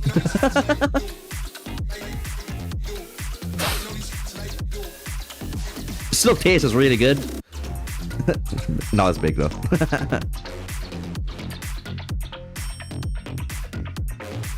Yeah, I think that's gonna be it, guys. I'm gonna probably close the stream there. It's gonna allow me to obviously download the video finally that I need to download. I'll be able to edit it for Friday, and then yeah, we could have a good day basically. So I think that's what we're gonna be doing.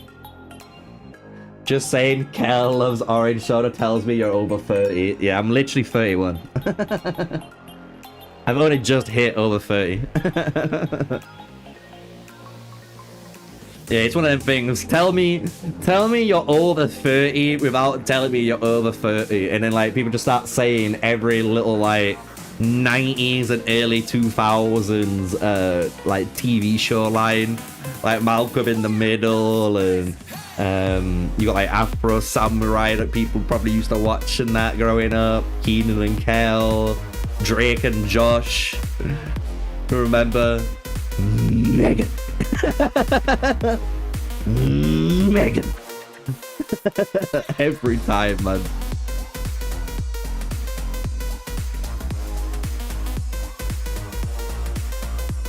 A little guppy.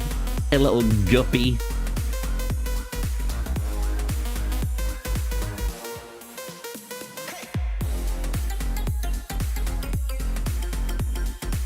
So yeah, I think that's gonna be it, man. I think we've all had a good stream together. We've talked about a bunch of shit. We've, you know, discussed formations. We've had a bit of fun. We've done events. I've helped you guys out with like tips and tricks, rings, gear. We did some spins. We got crippled because we did a 20 times spin and got 2 sculptures for 20 spins. Oh my god. We reset our tiller. We did a bit of everything today, so hopefully you guys enjoyed it. Tomorrow, hopefully, again, I'm going to try and stream again for you guys, so then you can see a little bit more Mightiest Governor. We'll see where we finish for that. Obviously, we're going to be forging a bunch of stuff, so, you know. My Lubu, I can show you my Lubu. We're working on our Lubu now. That's technically the march we're working on now, as you'll notice. There's the Lubu. We're working on him, getting this to 60. and then getting the other cabs to 40. I will, just before we disappear,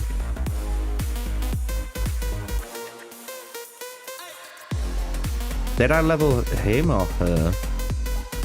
Yeah, him. There we go. Get him finished, so that's another lineup down. And then her.